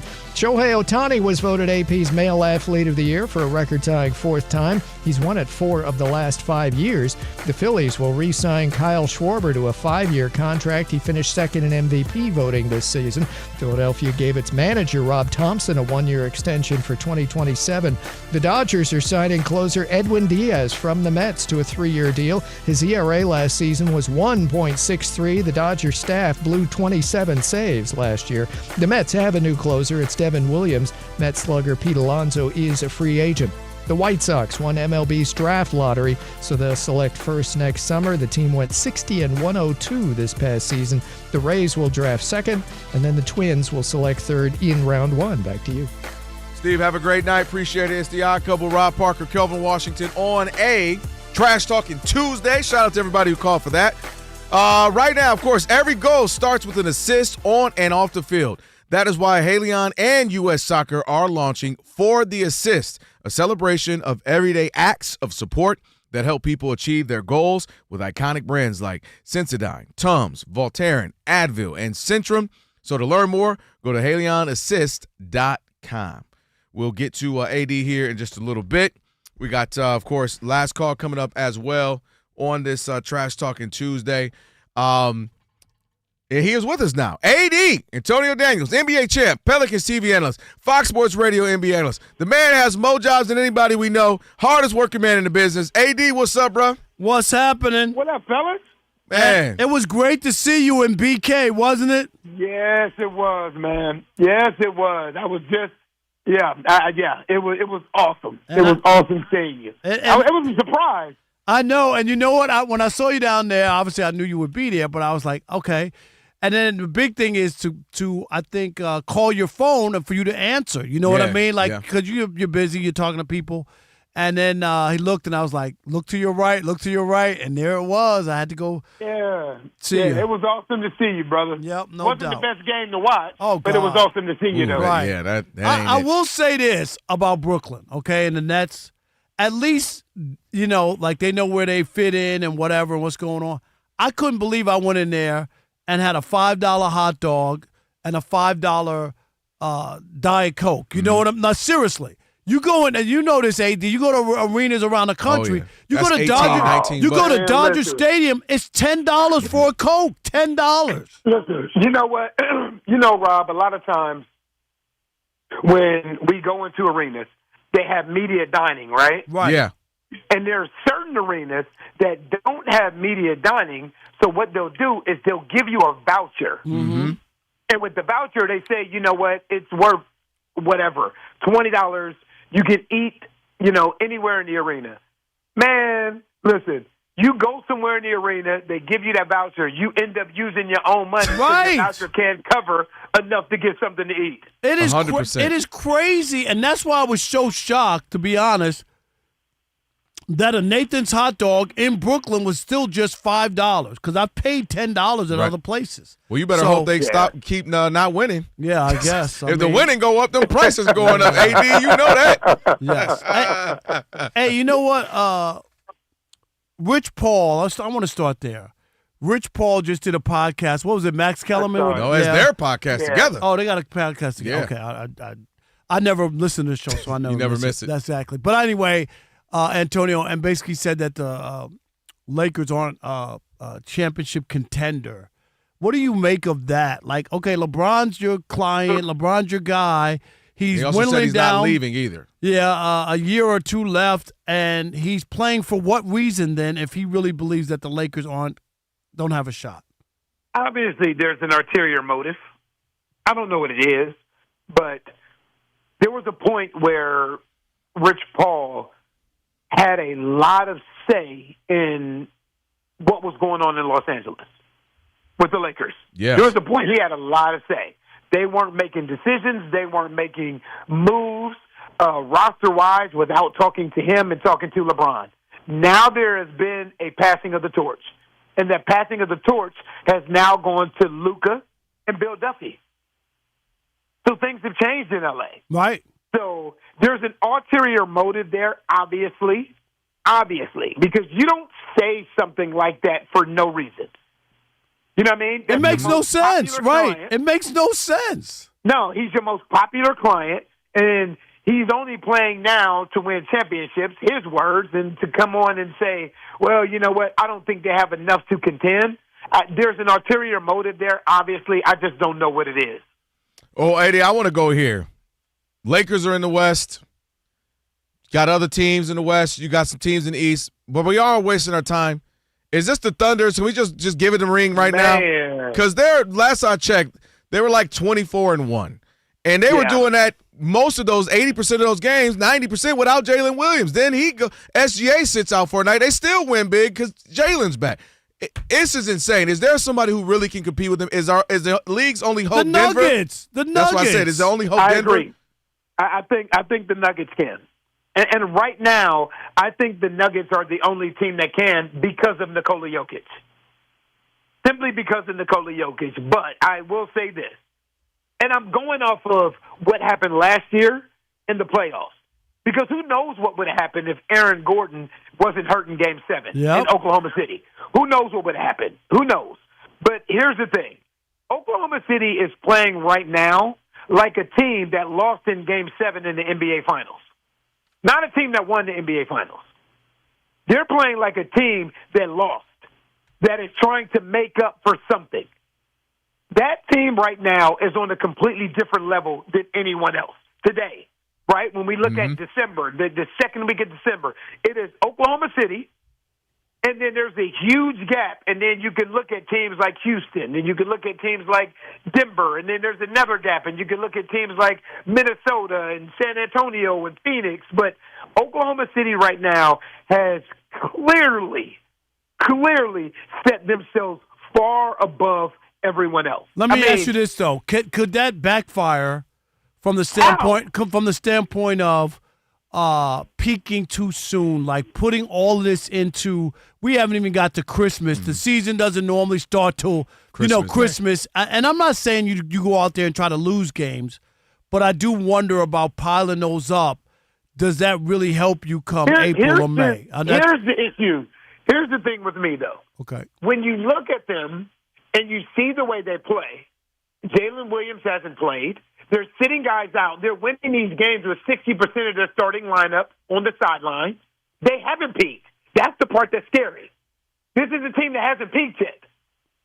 All right, that's so what does that say about the rest of the league? Seriously. You're in trouble. Okay, because you're in trouble. That's what it said. You can't tell me right now, watching the Oklahoma City Thunder and watching them blow teams out by 20 and 30 with no Jalen Williams and no Isaiah Hartenstein and no Alex Caruso, that they peaked. No, because when they peak, that means everybody's available. Everybody's available. Right, but they can't win more than that. They can't win better than they're winning is what what are they going to do? Antonio, okay, you're saying they're blowing people out. Now they're going to have their full squad. They're going to win by 40? I mean, listen, I don't have a problem with saying, and I know when I say stuff like this, people hate to hear anything that's going on in this NBA to be the best of anything. Right. LeBron to be the greatest of all time. Steph to be the greatest shooter of all time. This Oklahoma City Thunder team, it could arguably be one of, if not the best defensive team of all time. Oh, I don't think that's crazy. They literally have no one on their roster that you can target. They have no one. There's no one on that team that you can look at and say, let's put this guy in action because we can get a mismatch. How many teams in history can you say that about? No, they look incredible. And SGA may be their worst defender, and he is amazing. That's what's crazy. He's a really good defender, I should say. So let me go here with you. Antonio Daniels on with the Odd Couple on the Trash Talking Tuesday. What the heck is going to happen with Giannis? He hasn't fully asked for a trade. He's supposed to be having talks. Doc Rivers says I ain't heard nothing about it. He's gone. Okay. Then He's gone. Where is a likely possibility? I don't know. I don't know. That's the hard part. The easy part is he's gone because it's what's best for both sides. Agreed. That's very rare. You know what I mean? Usually when a star asks out, it's what's best for the star.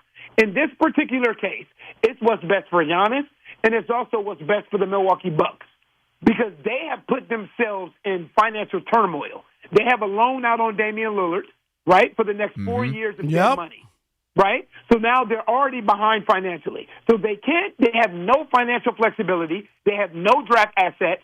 The only nice young player that they have is Ryan Rollins, and they just figured him out this year. So how can they build for the future around Giannis? So basically, this is what it's going to look like as long as Giannis is there. If you can rid yourself of Giannis, and I mean that respectfully, even though you don't want to, you can get draft assets now to start building for what's next. I just don't know what teams out there can make that happen for them. He can't stay. He can't stay in Milwaukee. Who's the best team in the East? Long silence because I feel the same way. I wish I could tell you. Go ahead and say right it, now, in a 7-game series, I would take the Knicks. Okay. In a 7-game series, I would take the Knicks, but the Detroit Pistons are playing amazing basketball. I just don't know, when the lights are the brightest, what that's going to look like. And the other we saw thing some too of it is, last year. yeah. And the other thing too is, if you look at their schedule, and I'm not knocking them for winning those games, when they had that big, 13-game winning streak, like 9 or 10 of them were against some really bad teams. And that's the East, though. And they won, but I don't know if I could register and say that they've turned the corner yet. That's all. Yeah, they've turned the corner from where they were last year. You think they're better? Yes. No doubt. All right, AD. I think they're better because I think they're more experienced, and I think Kate Cunningham is better. Well, I think his confidence is higher. Yeah. He's in the top 5 MVP conversation today. Without a doubt. And then we got to talk next time what they do with Jalen Duren. They're going to pay him big money at some point. AD. You're going to pay him. Yeah. Appreciate you as always, man. Merry Christmas and happy holidays. Yes. We'll talk. Yep. Okay. Yep. All right. Last call on the way. 877-99 on Fox. 877-99 on Fox. Last call. You want to get in. This is your chance. It's the Odd Couple. Fox Sports.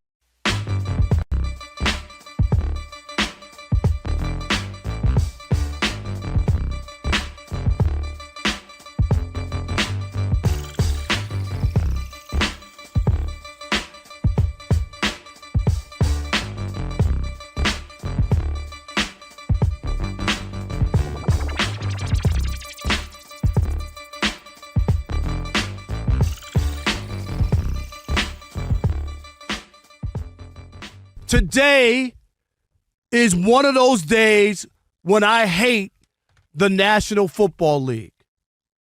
Because you know why? It sounds like an old Negro spiritual when I heard the news today.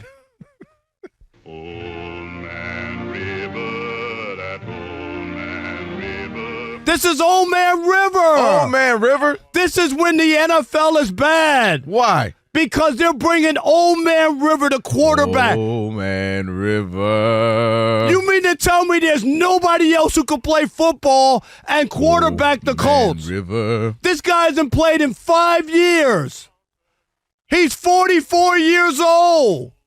And you know what? This was the same league that 5 years ago, told me that Colin Kaepernick was too old. And that Colin Kaepernick couldn't play. He was too rusty. He hadn't played in a while. This is the league that we have. I would have had more respect for the Colts had they said, Colin Kaepernick, put on a helmet. Get a uniform. Come on, man. Reclaim it. I'm still mad at the NFL players who allowed the owners to do what they did to Colin Kaepernick and take away his career because he cared about people. It makes me sick to think that Colin Kaepernick's career was taken from him and NFL players, mostly black, a league that's almost 70% black, turned the other way and allowed that to happen. And you know what this league is famous for? Nepotism, buddyism, cronyism. And here's another example. Let's go get a guy because we feel comfortable with him and we know he hadn't played in 5 years.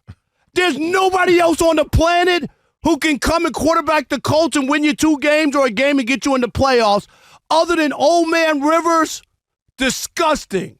No way. If you have any decency, you got to root for the Colts to lose every single game. That's how I feel. I want them to win enough game to keep the Chiefs out of the playoffs and then for them to lose. I knew you wasn't that man. I was like, hold on. I knew there was levels to this madness. He was like, well, hold on. Pump the brakes. ABC, anybody but Chiefs. Old man Phillip Rivers. Man, listen, I thought the river ran dry. I didn't think it was anything left in that, What, Rob. you Carly Simon? Yeah, I'm saying 5 years. No, all jokes aside. I remember when Michael Vick stopped playing, right? He went to prison for 2 years. And they were like, oh, man, it's been 2 years. He's probably lost it. He was like 29 or whatever he was, 30, years old. And you mentioned Colin Kaepernick. I've screamed it to the heavens. Wasn't even on the show with you. You've screamed it. It made no sense for people to act like there were 64 other quarterbacks better than Colin Kaepernick. But he couldn't play, right? I'll give you. Fine. Maybe. Okay, he's not a starter. You're telling me he's not a backup? He's not good anymore. And then you start to run down the Nathan Petermans of the NFL who were in there like, stop it. So I'm glad you brought that up. The idea that Colin Kaepernick's 2 years at the time, 3 years at the time away, 4 years, he couldn't play. Because Phillip Rivers, again, has been gone for 5 years. Now, let's get into this a little bit more. This is also an indictment on the NFL quarterbacking. You're telling me there's not somebody else around that they can find? There's not a younger person around they can make it. Hey, we'll give you a 6th-round pick, 7th-round pick for your backup player X. I understand the familiarity. I understand that he's been with the organization. He played well, 11-5 back in 2020. What they win? You know what else happened in 2020? Win? Did he win something that I'm missing? The world went through the world stopped in 2020. You know how much more we've been through? A crazy election cycle, summer of George Floyd. Like, so much has happened in the 5 years. And he's 5 years older, Rob. It's not as if he was 30. Now he's 35. He's 44. We joke about Aaron Rodgers being old at 41. He's older than Aaron Rodgers. We're asking Phillip Rivers to come in and save the day, to be better than what Tom Brady was at his age. Even at his peak, he was never better than Tom Brady. You get what I'm saying? So, hey, come back 5 years later, you're 44, and come steer this ship. And mind you, well, he's got to, be good enough to win a game or two for them to get in the postseason. What's the postseason plan? Is the postseason plan to continue with Phillip Rivers?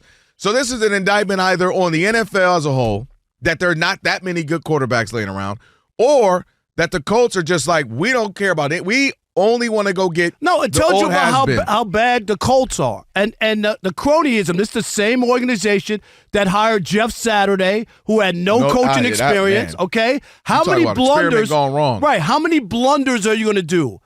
For real, a 44-year-old quarterback out of the league for 5 years. That's the thing. He hasn't been a backup for 5 years.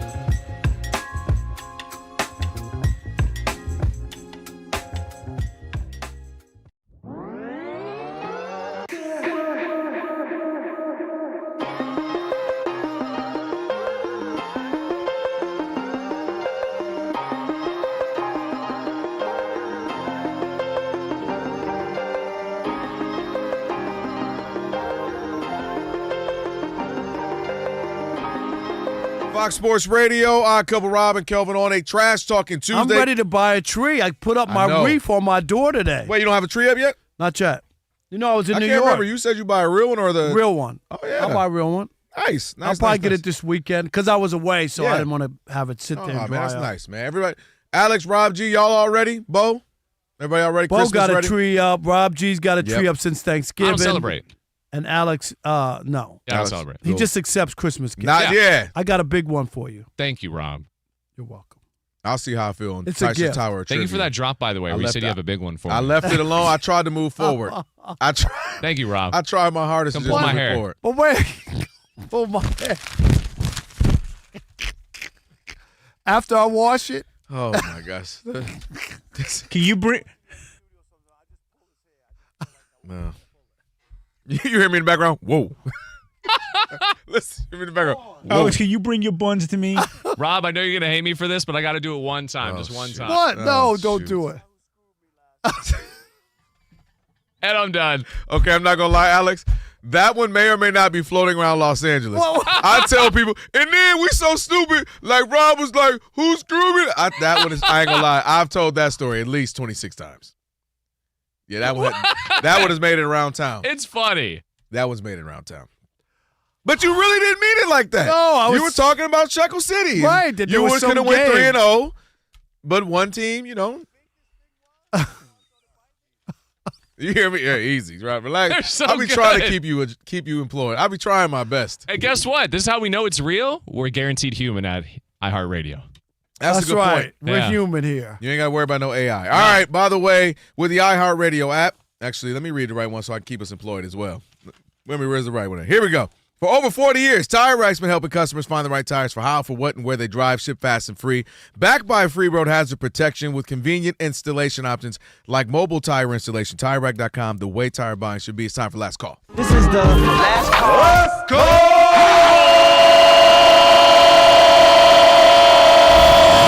It's last call. Last call time on the Odd Couple.